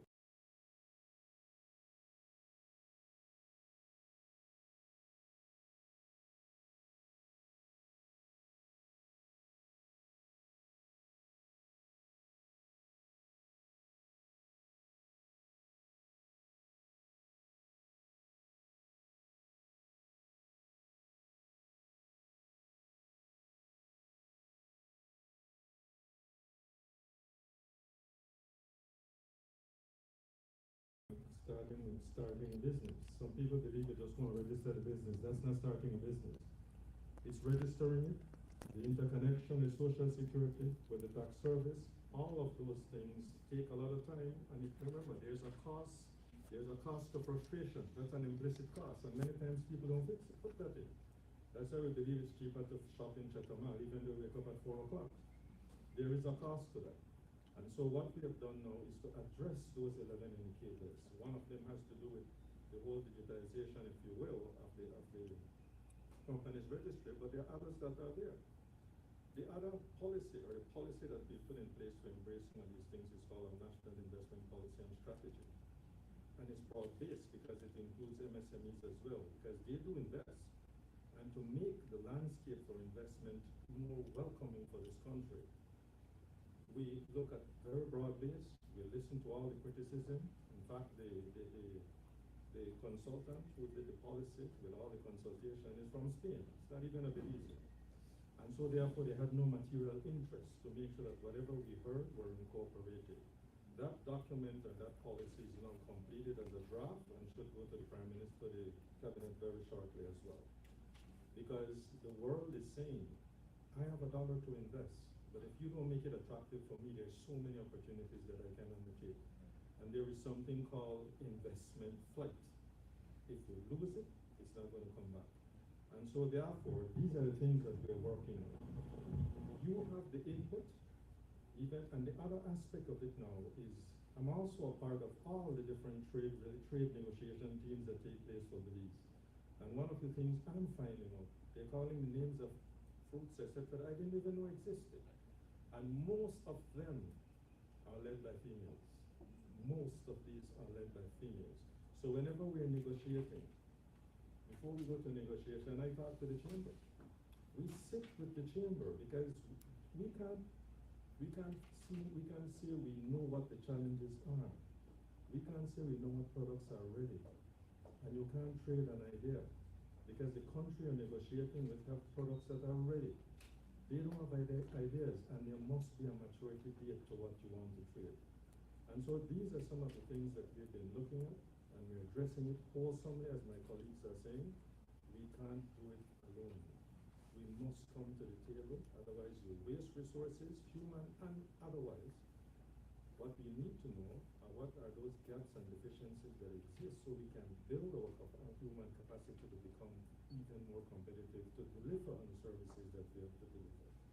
And one of those things, I have this tendency to joke, I don't know how many people hear me at times when I say, even if you introduce artificial intelligence, there's a limitation to artificial intelligence. If it does not interact with a human being, you won't get the results you want. Even the robots have to be programmed. And so therefore we are focusing on digitalization, but still we must build human capacity, included in all of this. To make us more competitive, we must do so.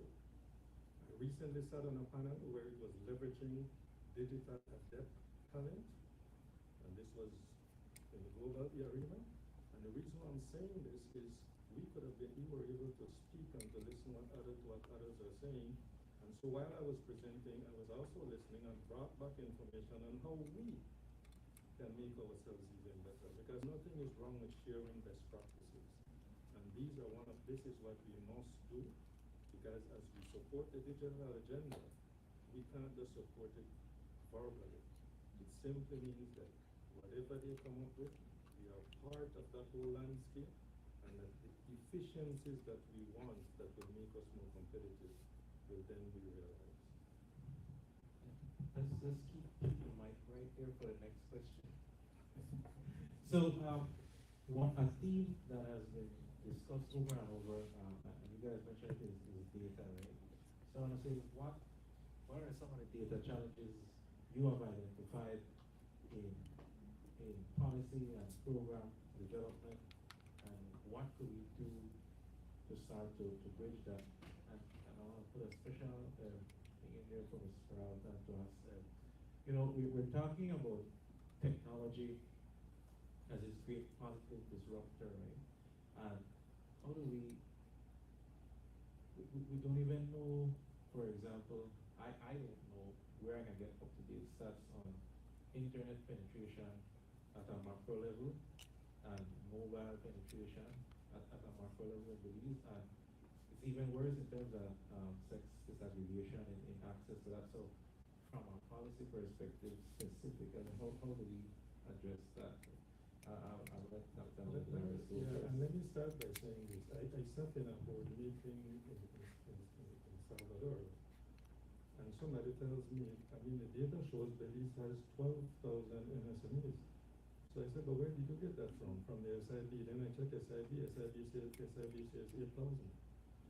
So where did that variance come from?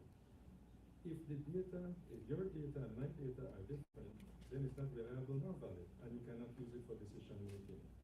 So that's one of the challenges that we have. We need further disaggregation, and that's a challenge we find because, for example, we also have to look at the informals. The informals run from us because they think we only want them to formalize them, to tax them, and that is not the case. It's for you to access greater benefits that will be provided. But if today you're on Coney Drive and tomorrow you're on Albert Street, then it's hard for us to find you.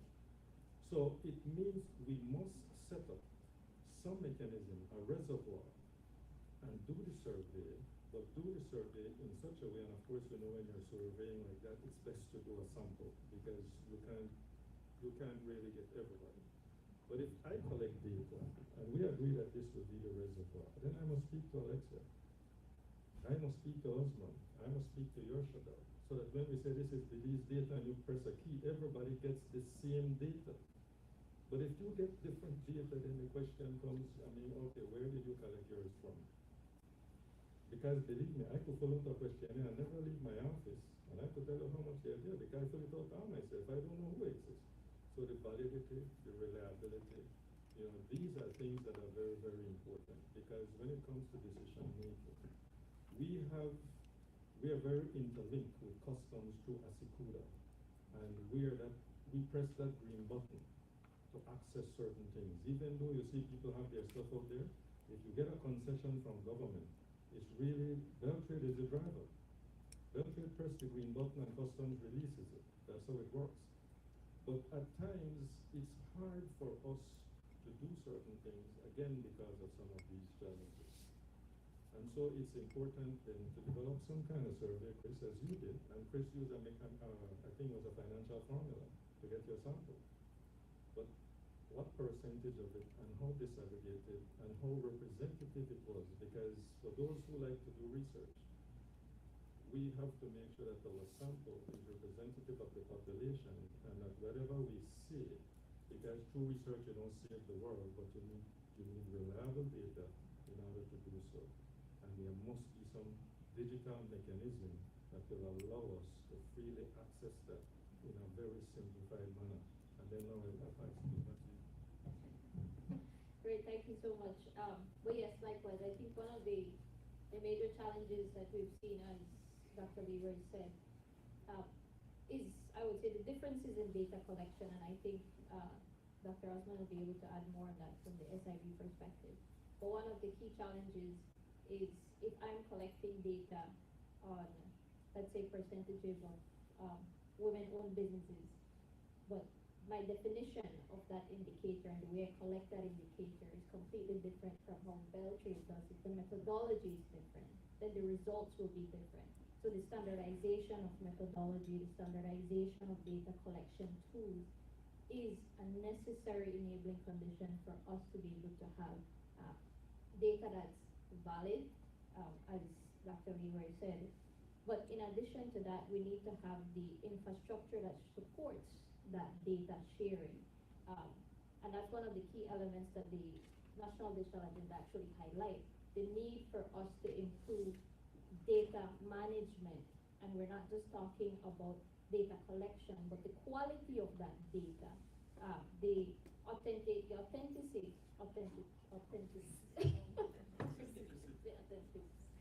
Sorry. Yeah, I got lost track, but sorry. Right, and then also providing the safety of that data is also necessary, because if anybody can access the data, anybody can change the data, modify the data, again, how do you validate that that data is accurate? So all of these are part of what is having a strengthened data management system, a strengthened data strategy as a country, because then how do we utilize that data is also the question. Having the data is great, but if we don't know why and how we want to utilize that data, then it really has no purpose. It's only going to sit in a system and nobody will utilize it. But with that also comes, as Dr. Leroy said earlier, building the capacity in-house to actually utilize the data. So data analytics. How do we train not just public servants, but even the business community to use that data for data analysis that then informs policy development, program development. So there are various, I would say, angles that you can take it when you're talking about data management. I'm supporting that. From our end, of course, is providing the support in ensuring that data is safe, so data is also available, and that data is consolidated, because data must be available and accessible, as you rightfully said. Believe me, I face the same challenges as you in trying to access data, and the data exists, it just doesn't exist in a manner that can easily be accessible. And of course, we can sit here and even begin to talk about the principles of open data, and how do we classify which data should be open, which data should be accessible, which data is confidential, because we need to protect the users who actually own the data. The data is not ours. The data is not the government's. The data is for the user. My information, my date of birth, where I was born is my data. I am the owner. We're simply giving custody and custodianship to the government to utilize that data. So at the end of the day, we have to be able to provide the access to it. And technology helps you to do that. I mean, we've seen around the world where now we have open data platforms. We even have platforms that allow citizens to see who accesses their data, which government department, for what, when. So it allows that traceability and accountability to also be placed in the system. So those are some of the challenges that we face in being able to access data, utilize that data. But as I said earlier, no, these are challenges, but they're not impossible to solve. It really does require collaboration. It requires deeper conversations with the SIB, with the ministries, partnering with SIB, so we can be guided in how best to collect that data, how best to store that data, and of course conversations with us on how do we allow for access of that data without violating the right of privacy and protection for the individuals. I'll pass it on now. Thank you. And I do agree with both of my colleagues. I look at data and I think it's as expensive as petroleum, and both of them have to be refined before it is good for consumption and for policy, to be used for policy, for any policy that we want to introduce or to amend or to suspend. However, I will give you an example. One of the things that I have been doing is to analyze the GDP of Belize, no, and its components. The simple reason is because we are doing a GDP reviews, which will be launched in June, hopefully by the end of May or beginning of June. And so, let me explain to you why. So, GDP has 4 components. It has consumption, government spending, investments, and the net exports. That's the difference between export and imports. So the funny part is that government spending, you can easily get it from government. Exports, when you look at the imports, exports, you can get at least the formal one from customs, because there is an informal market for imports as well. But it's easy to access. But what about consumption? What about investment? And so that was my first question to SIB. And I said, can you tell me where you get your data for consumption? And so the last time that data was updated was in 2002. So they have been using the same data over and over and over. What about investment? So if you have disposable cash right now, and you want to invest to, let's say to extend, to an extension at your house, or you decide that you have 30 acres of land, and you want to develop it and put some cattle, tomatoes, pepper, whatever you want to do, or you want to purchase land, but that money was disposable cash. So the only investment that is recorded is the one that you, whenever you go and get a loan from the bank. But what about the FDI, the foreign direct investment? It is not recorded. Not even through the Central Bank of Belize. It is recorded, but it's not published.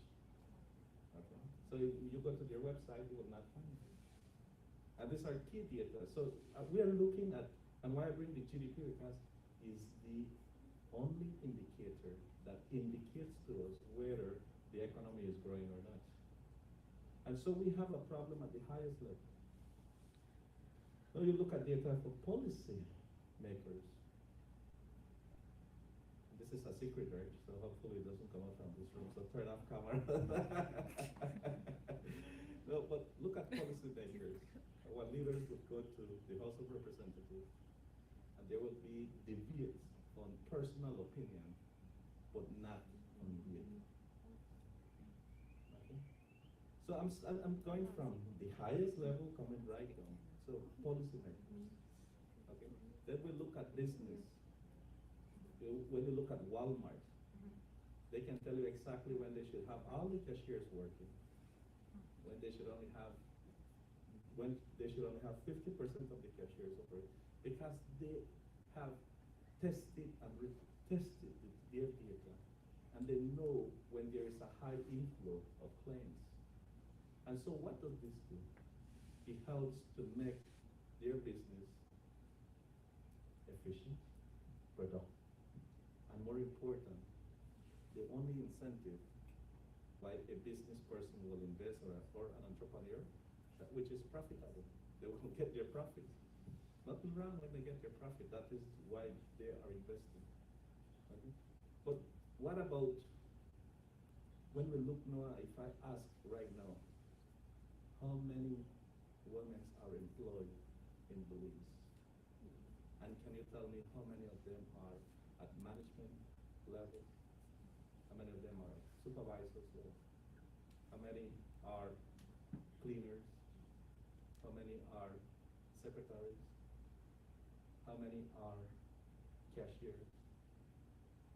Versus in that same position, how many men are holding that same post? We don't have that data. And sadly to say, even throughout the whole world we have that data. Not only in Belize. Okay. So, and what Dr. Almendares said about Beltrade having one data, SIB having one data, this is a problem that we also have globally. The World Bank has one, the UN has another one, IDB has another one, you know, the European Union has another amount of data, CARICOM have another one, the Commonwealth Secretariat has another one. You know, so we have these issues, and locally we need to start to work and understand, because that's the only way it will help us to create accurate policies. Because there are also political data. Okay? I recall between 2010 and 2020, our economic real GDP growth was negative 21%.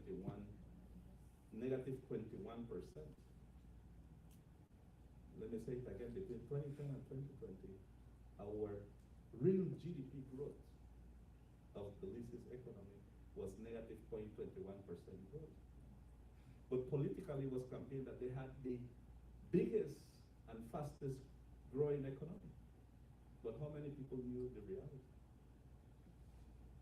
And so what I'm saying is, it can be twisted and made to adjust. I can make any data that I can convince you why I might be the next best prime minister of Belize. I'm just kidding, I don't have that experience. No, but you understand. So, but what I'm saying is, data.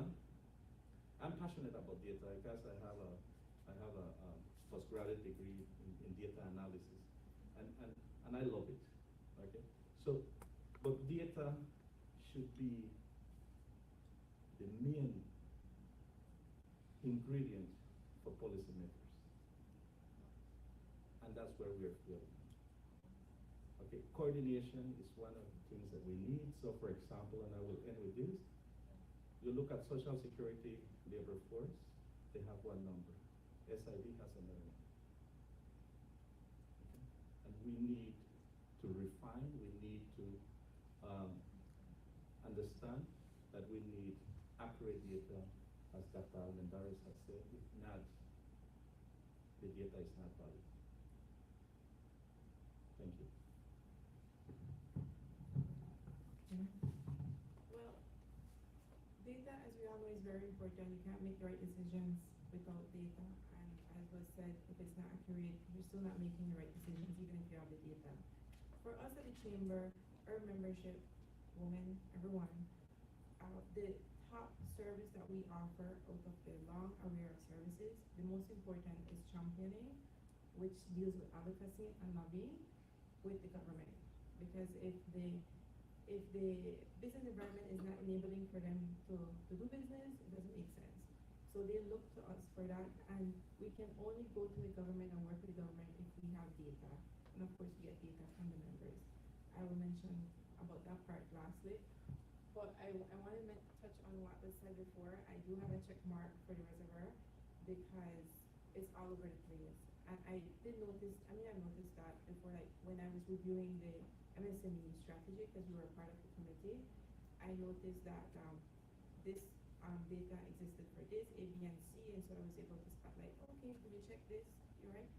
So it shouldn't be that way. It should be that we can all have access to all these data that have been invested. There are big money has been spent on these data. It should be accessible to everybody. You should have the sharing of information and the safety. Well, when it comes to maybe individual businesses or individual persons' data, there should be some kind of security. Do you agree with that? Because sometimes some of our members don't like to share because they do share maybe at open consultation meetings or so forth, and then afterwards they get victimized. So that we should have that measure of sharing and being protected. I wanted to also mention about synchronizing. I think it's very important. I had a personal experience with renewing my passport, and my social card they needed, but my name in my passport was full. It had my full name, middle name, everything, but the social card only had my middle name initials, and that's because it's very long. And they said they can't process it until I get a notary to sign because it's not the same person. They can't see if it's the same person. And I'm like, I can guarantee you 100% in this country there's nobody with my exact name, but that doesn't work. So I do, for the inconvenience, go to the notary, pay whatever, I don't know, get the document, come back. And in my mind, I'm thinking, because I went already with my aunt who lived in the US, and she got ill, she lost her sight, but I went with her to renew her American passport. And to renew her passport, all she had to remember was her social card in her, and she recited. She said, I was surprised that she knew all the numbers because she said you have to walk around with this number in your brain. So that's all she provided to the person, or wrote down on the form, had me wrote down the form, and everything went through. So I'm thinking that we have to. Because once that number pops up, there should be nobody else in the country that has that number. That number is unique. So like we, the chamber, we run also our Western Union money transfer, and every day we get the complaints about people have to provide a social card or the passport according to central bank policies, and have to provide a printed copy. They can't come in with their phone, and we do have international people that come in with their phone because they've been walking around like that. They board the plane with their passenger flight paper, right? And so it does create a lot of chaos, and if you don't have customer care, it's worse, right? So I'm really glad that maybe we have it, that we should move to that point that you can go anywhere with maybe your trade license, your registration number, your social card, your TIN number, and you can get business instead of filling out the form over and over. And my last point, the biggest challenge when it comes to getting data, has been the engagement. Getting people to sit down and fill out that survey. And I know the research persons, they like to make their surveys very long, 30 questions, and A, B, C, D, and if you said no, why not? And because I'm the person who shared the information with our members to get sometimes responses, and I know how you guys feel. Like, we used to do long surveys just to find out from members how they feel about our service giving to them. And I've always had that challenge that they don't fill it out. And you call and you still don't get the information. Then I never had WhatsApp. But maybe right now you could get more information to WhatsApp, right? But I even was sent to a training because to help me to find out how we get our members to respond. And I asked the lecturer who was from, I think, UA, and he said that sometimes you just have to show up in front of the person and fill out that long form. So anytime people, businesses or person will come to me, consultants will say, I have this survey and I want people to fill it out. I was always trying to discourage them and say, don't send a very long survey, send it very short as possible. Please put the purpose in the message and please tell them what they'll get out of it. Because business persons don't want to fill out a survey and for a nice consultant to finish their job, a nice report there, sit on the shelf. They want to be heard. Maybe not include everything, but include something and do something with it. Very rare organizations, and I can give one example of one organization that actually let you sit down and fill out a survey and bet you 100% they're coming back with a service for you. And the organization I can tell you that I can put my head on that for that would be the International Labor Organization. Because they would let you fill it out, but they're coming back with a service, a program, a project to deliver. But as I said, very rare organizations fill out something and deliver. And even if it doesn't have to be a program or activity, deliver back with the responses. I mean, people want to know what was the response. I mean, my participation, how did I contribute to that? And we, as an organization, have failed at that sometimes because we do surveys and we don't deliver back. Last 2 weeks, we did a survey and it was on marijuana. And we got back some query from members. Are you going to share the response? What was the turnout? So it's not that we don't want to share. It's that sometimes we forget and we move on. So we did put it out afterwards. What was the overall view? So members do feel appreciated when you give back in some measure, even if it's just sharing what was the overall response. I mean, so that's maybe how we can get more people engaged. But that's a big challenge. I have 2 surveys on my desk right now that they want me to send out. The deadline has passed, but nobody responds. So I think those are some excellent points about data. Somewhat guilty as charged with sending out those long surveys and not necessarily giving people the results. And I think that's an excellent point. And it speaks to the broader data conversation. I mean, you reach out to touch base, hey, could you provide us with this information? And then, well, what was the result of all of that? And I think sometimes that we as people engaged in the consulting space and policymakers who execute the projects, we need to come back to the consulted groups and consulted persons and say, this was the result of your data. Data with people who would use similar data as well.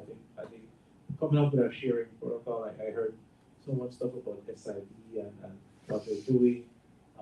It's important for us to make investment decisions, to make business decisions that we have timely data. So I think that's so important, such an excellent point. Keep your surveys concise. We're in this, for one, whether it's good or bad, everybody's into kind of instant using your thumb. So let's keep it concise and let's share the data. Well, I know, I mean, as I said, if your background is research and you're a consultant, the more questions you have, the more data you pull, the more you can understand what's happening. But if you only have 1 or 2 questions, then but then the recipient don't want to fill out all of that. So I really have to be asking the right questions to get the right answers. I think that's an excellent point. So let me ask, I guess, the final question, because the conversation is going. Quickly, what are some of the policies that you think could be developed to help to support women's financial inclusion going forward? For me, I think the most important at the top would be finance.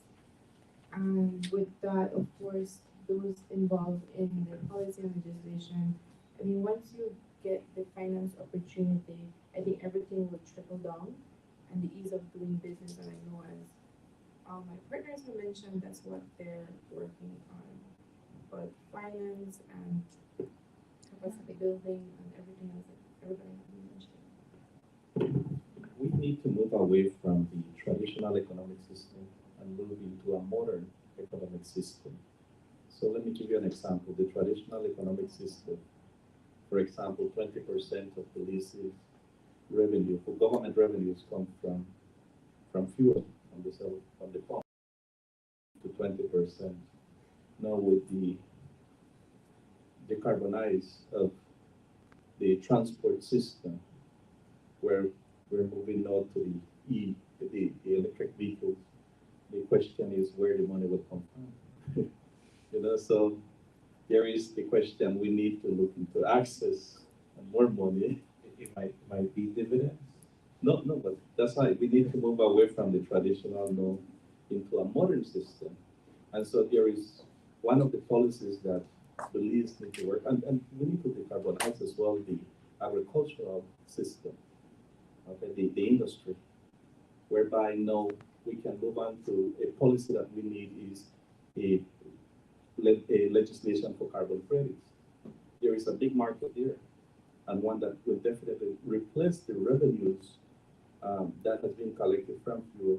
We can definitely collect it from carbon credits and the trade of carbon credits. Belize signed in 2015 the Paris Agreement on carbon credits, and right now, and Darlene is here, the Ministry of Sustainable Development have done three main things that I want to highlight. One is the through Red Plus, they have identified the amount of carbon credits that we have.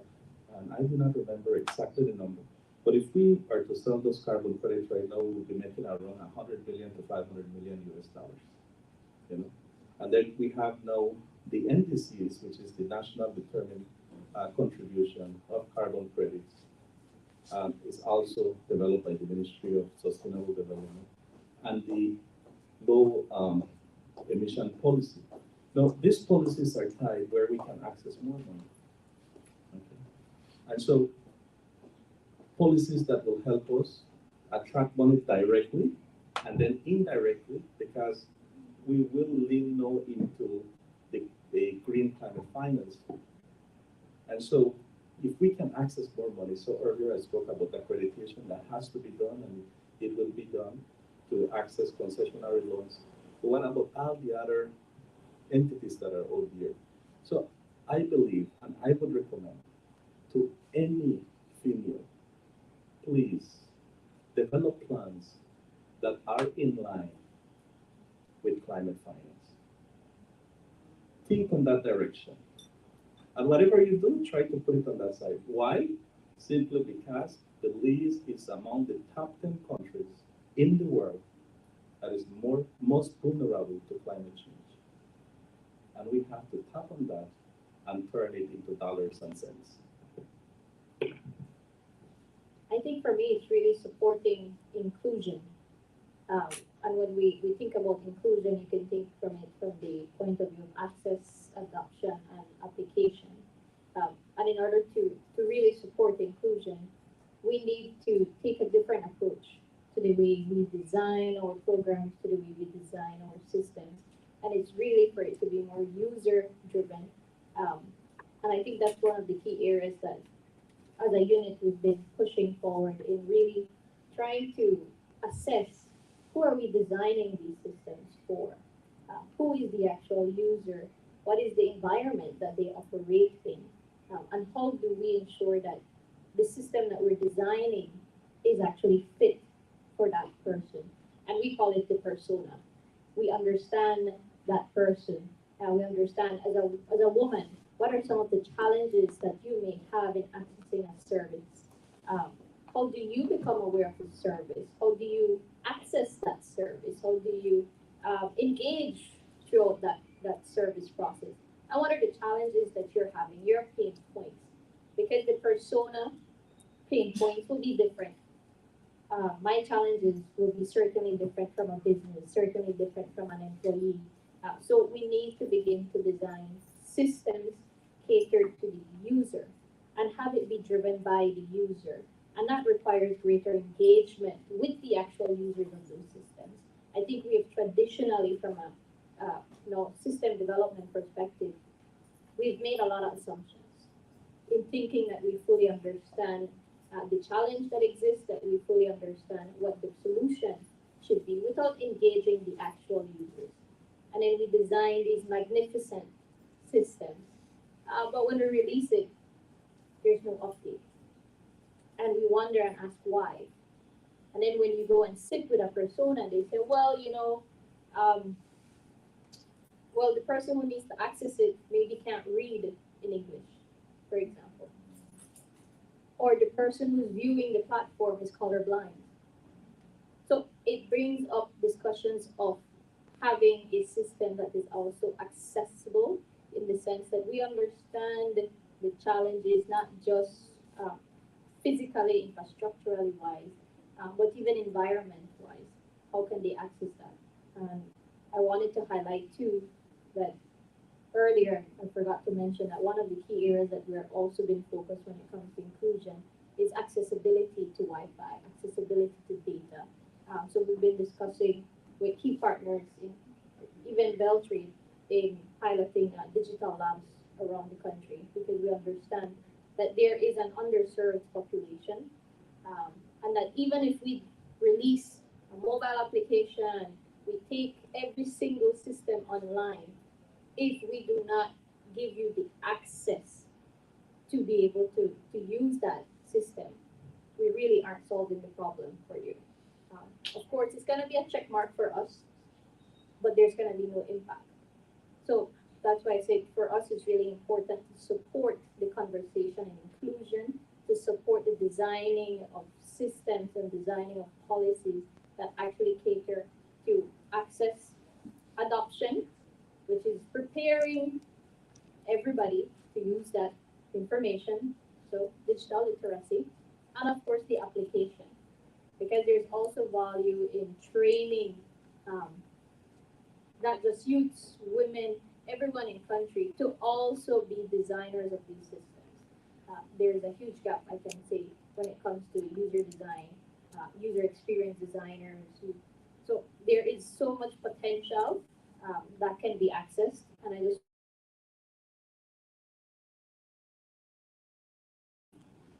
and the numbers still show today that women are marginalized within the field, and there's so much more that needs to be done to support women involvement in STEAM programs, to support women to be drivers of this new digital society that we all want to be part of. But in order to do so, we need to give them the access, and we also need to give them that safe environment. And until we understand and we begin to target those areas, it's going to become very difficult to see more women participating in this field. So I just wanted to end by saying that and say, of course, once more, I'm honored to be here, but I also want to congratulate every single woman that's striving in this field and is breaking the barriers and is showing that we can do it. There is the need for us to continue empowering them and continue to, as Dr. Leroy said, not just having them at the table, but designing a table that also caters for them. Let me just quickly say that because you mentioned a point there. In 2020, in terms of trading in ICT and global data, Belize had the greatest change. And I mean change in terms of percentage change in trading in ICT services. And if we were to disaggregate that, can we determine what percentage of that were from females? Because you can actually trade ICT as an ICT professional or IT professional without leaving the country. It just needs to meet the standards and quality. And so Belize was first. The percentage change was 78%. How have we benefited from that? And as we are saying here, how many people knew that? Because that's actual data. It was reported by the WTO. But let me quickly also come back to what Doc mentioned with the C plus I plus G plus X minus N. The C compensates for the deficit in X minus N. But too often we don't focus on consumption. Consumption is the end user that we're talking about here. People will not consume what you produce if that's not what they want, because it's not determined by the market. It's a market that determines what is it that will be consumed, and too often we don't focus on that. And of course on the standards and quality. So we must focus on that to increase consumption, but to increase consumption, you must take away the fears that I have and allow me to consume. Otherwise, I will save my disposable income under the mattress. And we can't do that. How do I do that? Reduce the cost of doing business, reduce the cost of access. That has to happen. And so with all that we have addressed today, I still think now that what we need, Chris, and that draft that we have, the MSME policy was developed in 2012, and it spawned the SPDC. But between 2012 and now with the pandemic and all that we had to adjust, who really thought about force majeure? These things now have to be introduced. So we have to come up with a very, not only tangible, but flexible MSME policy, because these things now have to be integrated. And if those things are integrated, and another integration that we must specifically mention, that when we disaggregate our data, we must ensure that there are programs that includes capacity building for women to become even more competitive. Because the comparative advantages that can exist, one of the things we must also learn, and somebody beat me up the last time I said this, women are the best managers of money. See, when we might need the 2 extra beers, I don't drink. But when we might need the 2 extra beers, the woman will say, you know what, no, but then you might not have breakfast.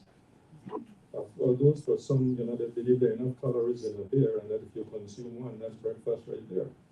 But I'm just saying that in our policy going forward, the digital aspect of it, because the digital footprint that we must establish, the old normal is not coming back. There's some people saying we're almost close to normal. It's never coming back.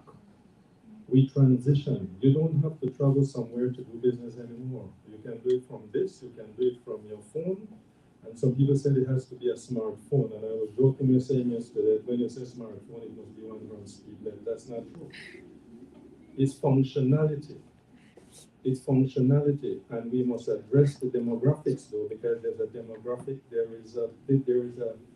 is a technological deficit that exists in this country. And so that gap we must make sure that from north to south, that he can access it. And that is why I'm so proud of those 3 women engineers in the south who continue to light up Toledo. And we must continue to promote them, because believe it or not, when you watch the work that they do, and we're not asking for publicity, but my God, there is a need for us to continue to show that. They are lighting up Toledo and will continue to do so. You know what they need? They need support, or continued support, and to ensure that they are even more empowered in all their humility. These are the things that we need to do. And for us to achieve any form of agenda that's more inclusive, must be done together. The resources must be allocated, and we must ensure that there is equity and fairness in allocation, implementation, and execution. All right, thank you, Anna, and I guess we will quickly open for any questions or comments.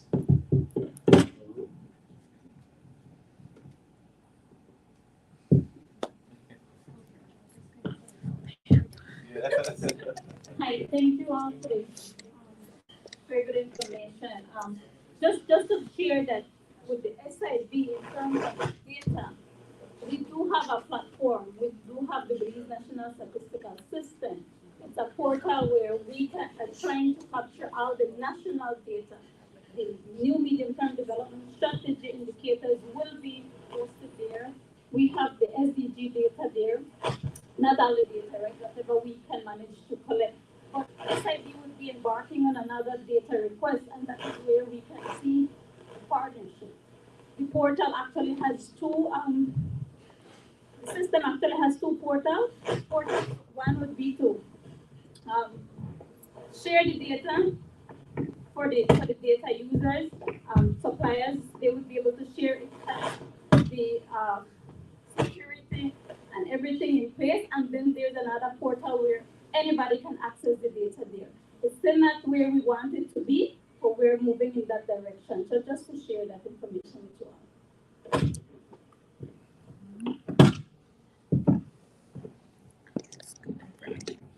Good afternoon. I really want to thank the panel for all the information that you guys have shared. There is absolutely a lot to unpack. I don't even know where to start because there's a lot of interesting things taking place. I was jotting down some little notes because I was actually pleased to hear that we're now at the point where we have a Public Sector Data Act. I can tell you that that data has been at the fore of almost every discussion. I actually like Dr. Martinez's intervention when this is actually the first time I actually heard somebody said data and petroleum, same thing, they're expensive and you need to refine them. I will absolutely teach that from you. So when you, and I think it was Alexia that was talking about the infrastructure that needs to take place, we know that a lot of government ministries have invested millions of dollars in coming up with different databases. Darlene just mentioned that SIB has a national data system, the NSS or BNSS, whatever it's called now. I've heard of Asekuda World, I've heard of all different types of databases, and you all basically indicated some of the challenges that we're having when it comes to collecting data. Interoperability is also a major issue because if you are collecting, I am collecting, and we're not talking the same language, even if you've gone through the pains of collecting that data, if it is not in a way that will that my database can interact with it, it's useless to me. So the question is, and I don't know who will want to take it on. We've all sat here and heard of what the challenges are, who is doing what. I still think to a large part that we're not doing a very good job at talking to one another. We know what we need to do. We know that we need capacity building. We know that we need to minimize some of the challenges when it comes to accessing finance. And like I mentioned earlier this morning, we have multiple players and everybody is trying to be the queen and the king. And it's all about what I am doing as opposed to, let me see what you're doing, because maybe you have the capacity thing on lock, so I will take advantage of what you're doing and just let's see where there is complementarity. The question is, and the biggest challenge to me that I see is that of leadership. We know coordination is a problem, but who will be the champion? Who takes it on? We know we've spoken about the challenges with data management. We know that having these multiple systems is a waste of time and it is a waste of money. But who will be the actual leader to say, you know what, going forward, this is what we're going to do as a government? Who will take on that leadership role? Because if we all know what the problem is, then if we don't actually take on that leadership position to solve it, 5 years down the road, we're still going to be talking about the same set of challenges and problems. I see a lot of volunteers in this one. Thank you for that intervention. And the ministry responsible for coordination and planning is the Ministry of Economic Development. So that falls right under or above my shoulders. But yes, a lot of people don't know this, but I have only been at the Ministry of Economic Development for 10 months. Okay. First, I started at the Ministry of Public Service, and then back in June, I was moved to the Ministry of Economic Development. But the first thing that I did was to start to work on the medium-term development strategy. And we were to finish that medium-term development strategy back in December. And when it came to me, and a lot of the stakeholders with who we have done consultation, there was no response from them. I said, go back, write to them. I wrote them a letter and said, I need your response. Okay, and so that is the beginning of the consultation. Then next week, Friday, I am bringing all the IFIs. So the World Bank will be here, IDB, CDB, CDF, IFAD, MCC now, the Millennium Challenge Corporation, and we are having a donors coordination forum in Placencia at Umaya Resort with all of them, with the main objective to start to, first of all, present our medium-term strategy, and secondly, to look at their plan as well, because they do have a plan. But I will be frank and open and bold. I don't want them to tell us what to do. We will tell them what we need to do for our country, okay? And so we will be presenting the medium-term development plan to them. And then after that, I will, as I am actually, I will have a secretariat. So I will be creating a post for a secretariat who will follow up from, to do follow up from that, the outcomes of that meeting, to the point that that should move us to a conference, a local conference with all our stakeholders, whereby we will present where we are, but we also want to hear the needs on the ground. Okay, and I think that conference will have to be an annual conference. In terms of execution and implementation, the medium-term development strategy, Belize have developed some of the most beautiful medium-term development strategies in the world. Even the last one, that it was here, when I looked at it, it was like, wow, it's beautiful. Our problem is implementation. And so in implementation, under the Ministry of Economic Development, we are managing $1.475 billion that are sitting down from 2010.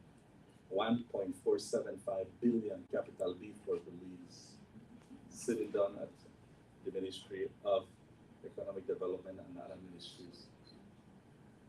So I'm also installing, and I will put a monitoring and evaluation person. And I spoke with the EU, and the most important thing, this will not come out from public purse. As there is funds from the EU, we get 400,000 euros, almost 1 million Belize dollars, or a little bit more, depending on the exchange per day, where we will be able to pay salaries to these technical people and professionals to help us do the monitoring and evaluation. Also, I'm starting to work with the World Bank. I have requested from the World Bank that we need to do that Belize should reach zero poverty by 2040. So we need to develop a strategy. It's easier to say, oh, we will reach zero. How? Things don't happen by miracle. It happens by being dedicated, disciplined, hard work, and get the job done. And so I love your question, because that is our motto. My philosophy in the Ministry of Economic Development, Darlene can tell you, she worked with the Ministry of Sustainable Development, but we work together, and we are about getting things done. I think that Darlene Harris, I'm not sure if you want to. Let me just add that many times I think it's a lack of leadership, but it's not a lack of leadership. It's a lot of coordination and communication. And I'll tell you why I say this. Recently, somebody said if you don't toot your own horn, nobody will toot it for you. And this is not about tooting horn. It's a lack of tooting. It's a lack of communicating, because there are a lot of things that we're doing. As a matter of fact, last year they invited some of us to this the whole reform around MSMEs, and then they reduced the group. Cabinet chose a group of 5, a working group, and so there's a lot that we're doing. And just yesterday in the meeting, I said to Dr. Abel, I said, we need to let the public know that we're doing all of this. As a matter of fact, we have a project right now financed by the LUD, where we're simplifying all rules of engagement, even for those who might not have been able to read complicated language. As a matter of fact, when you use complicated language, you're really talking to your own self if you understand your own complexity. And that is why those who teach and the students who don't understand, they're basically teaching themselves. And they're teaching themselves because they don't understand what they're teaching. And so, and the reason why I say that is because it's a transfer of what you've read and to simplify so that others, the recipients of that knowledge, can actually understand. And so what we need to do here, it's a simplification of the rules. There's a digital aspect of it. Legislative changes have been made. We're increasing in terms of really the whole expert pie to tie, and I'm a part of the medium-term strategy as well, working closely with Dr. Martinez, but they're the ones leading it and doing, really all the work. We just make contributions to it because you're invited to do so. As opposed to each person wanting to do their own thing. It's one of the biggest challenges we find, really, and believe me, it's one word I think that you could erase from the dictionary. The word is silo. Because too often, indeed, and that's why in the very beginning I said when we shake the bridge, we're saying we shook the bridge, not I shook the bridge. And sometimes when you try to shake the bridge and you fail, you say they fail. No. In a business process, you don't know where the weakest link is because you might be the weakest link. And so it's important for us to understand that if you educate along that whole value chain, and everybody understands what it is that we want to achieve and they make their contribution, we will get it done. But sometimes the inclusion comes at a later point because simply, I finally need this person. That's not how it is. That is why you plan on paper, know who you need, and then you bring those expertise to the table and you discuss. And that's what you've been doing, and that's how we've been working. And that's what I'm saying. There are these great initiatives that are taking place, and it's all inclusive. But it's to make sure that there's understanding of what we're doing. It's to make sure that we understand. So it's the leadership exists. We're not communicating enough. That's a part of what we're not doing. Sometimes, and indeed, SDG 1, 2, 4, 10, 8, those are some that we're focusing on. 13, because it has to be that blue space as well that we're talking about, the blue economy and all of those things that we've not been speaking a lot about, but they are included as well. And believe it or not, it still requires the person here on my left to be very very, very involved because her passion with this whole digitization and governance is very, very important. Thank you so much. I just want to add as well that I think, as Dr. Leroy said, it's not necessarily the lack of leadership, but I would say it's more the culture that we have in really not wanting to communicate, because the communication channels exist. We all know each other. I can safely say if I think about any ministry, I know someone in that ministry, but the communication does not flow seamlessly. And I think that is one of the greatest challenges, and it's the reason why we have all of these segregated systems. And because we're thinking of how do I do my job, instead of thinking how do we collectively deliver on the objectives that we should do, because we have all the same objective. Every one of us sitting here today, we want to see the economy grow. We want to see a better livelihood for our people. That's all our common goals, but we're all taking it from a different angle.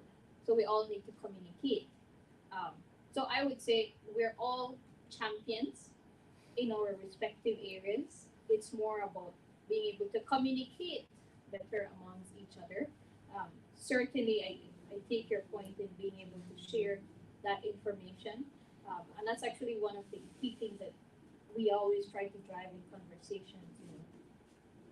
Infrastructures exist, systems exist, methodologies exist. Anything you can today, you go on Google and you'll find it. I keep telling people Google is my best friend. Everything I need to know, Google it and I'll find it somewhere, even if it's not in Belize, it exists somewhere. Someone has thought about it, someone has piloted it, someone has seen where it fails or not. But we need to understand that it's a common goal we're all trying to achieve and work towards. And one of the key platforms, I just want to mention, one of the key technology platforms is, of course, an interoperability bus. What really this means is a digital highway. Just like we have a highway today that connects us from Orange Walk all the way to the south, likewise, we've begun to design and work on a digital highway that will allow government entities to really communicate with each other seamlessly, not having to require me picking up the phone and calling someone, WhatsApping them, asking them, please share this data with me. Do you have this? Or who has it? No. Once it exists in a database, it will be able to automatically be shared. And those are the key enabling technologies that exist today. Actually, the interoperability bus is free. It's free from Estonia. It's an open source. We don't even need to pay for it. All we're doing is adapting and modifying to fit the context of the needs. So today, the digital realm is so accessible. It's ready. It's just a matter of us sitting together, dialoguing, so that we can understand what your need is. Because your need is not only specific to you, but everybody has that same need, and everybody has a shared infrastructure. Everybody has invested in a piece of it. It's just a matter of bringing that puzzle together so that it can work effectively. So I just want to end by saying I think we all have a key role to play in driving that communication, because if we don't share what we're doing, we're never going to see the linkage between these projects, and we're always going to think that something doesn't exist and that we cannot solve it, when in truth we can. It just takes communication. Thanks. On the private sector side, so everything that's been discussed here today in the panel is not news, is not wish list. I know my colleagues will tell you that they walk the talk, and everything is in the pipeline, I can say.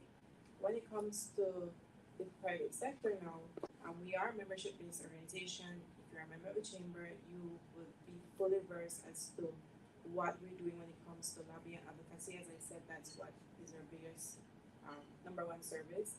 So I mean, everything we're quite transparent. So everything we're doing on your behalf, it's out there. We do have our manifesto. We have different policy papers and everything. And our members get invited to a lot of consultation meetings that the government is pulled together to move forward with different projects. But if your business out there, if you're not a member of chamber, that's where it's a good point to join, to become affiliated, because as was mentioned several times, I know by Dr. Mendares, sometimes we like to be an silo, or no man is an island. Same thing, no business should be an island. If you stay like that, you won't advance. So you have to join or be affiliated organizations that can help support you. And you have to do, it's a personal responsibility for you to stay in tune with the news. Regular news, government news, I know you guys always put a lot of press releases on what you're doing. You have to, as I said, join membership groups and stay in tune. It's a personal responsibility to get informed. Sorry, I just wanted to spell a few things out. And one is that the medium-term development strategy will soon be done, but the government is not waiting on it. So, for example, we know that strategy number one, main objective is to reduce poverty. And we're working towards the part of reducing poverty. When you look, for example, of housing, the Ministry of Infrastructure Development have given more than 130 houses already. It's the only country in the world that has that program in the middle of the pandemic. And that means a lot. Two, even within the part of reducing poverty, I believe, and I will speak for myself, that the best way to reduce poverty is through education. That's why I came out of poverty. You understand? And now we have NCC, who we are working very closely with, who will be putting some grants and a good amount, up to $500 million to help in. The government have identified two constraints along with MCC, and those are education and to reduce the cost of energy into this. What we might even transport later on, because that's also important.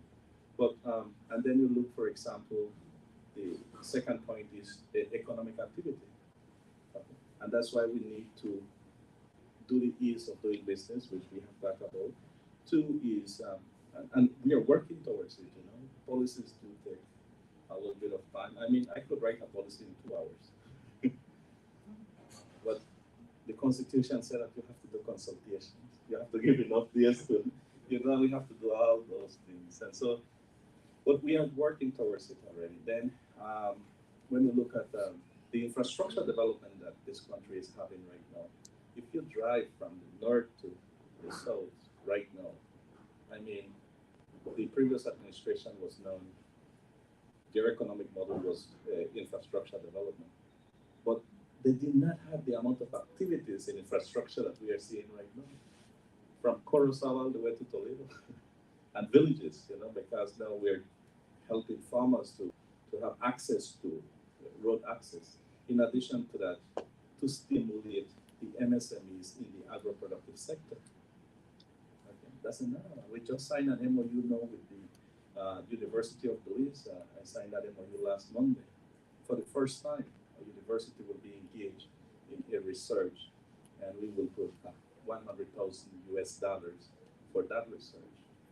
And the important part is to look to see what type of tomatoes can be grown in Belize, because I can tell you, we can produce tomatoes right throughout the year.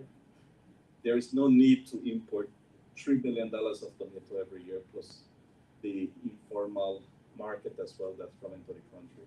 We should be able to produce, to supply the demand that we have nationally and export. Okay, but we need to know what is the cost of production, what variety of tomatoes can grow, and in which part of the country. Okay. Then when you look at energy, we're importing 40% of energy from Mexico. That's also a leakage of money. Why? Because one of our biggest problems is that that the transactions within our economy. So let me explain to you. When you print a dollar at central bank, it reaches the commercial bank, and then it reaches our pockets. And the first thing we will do is to pay electricity bill. 40% of that dollar goes to Mexico. Okay, which means that in the first transaction, money is going out. A well-invested dollar should have a 10 times multiplier effect. But in Belize, we are having 1 to 3 multiplier effect. And the first transaction might represent 60%, the second transaction about 30%, and whenever you have 3 transactions, it might represent only about 10%. And so we need to continue to add more transactions, because the more transactions we add, the more revenues the government will generate, but at the same time, it will create more jobs. It will expand business. Okay. Then we look at protecting the environment. I think the Belize have done tremendous job on doing that, to the point, the unique, I mean, the finance Swiss from Switzerland had published that Belize have gained the award for having the unique transaction on the blue one. You know, saving almost, well, a little bit over $500 million Belize dollars. Okay, countries around the world are approaching us now to teach them how to do it. Okay, why? Because it was the first country in the world who was bold to say, listen, we'll give 55 cents on a dollar that we owe. But we had the environment, we had the blue economy. Okay, and there is an important, last part, an important task that we need to do, and that is good governance and stop corruption.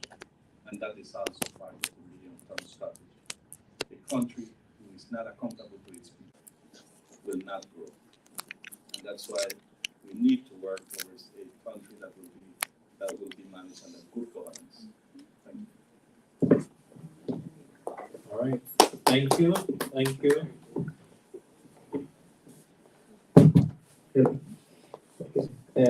Good morning, everybody.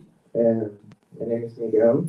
I'll introduce myself. And I came here because my wife has been telling me about the workshop and everything. And I was really interested in everything that has been talked about, especially in today's conversation, because it's really important. And I come from Venezuela, and then I know that Venezuela might not be like the most technologically advanced country out there, but we have these systems in place already, like, for example, the ID system, the system to process your passport digitally, and everything for years now.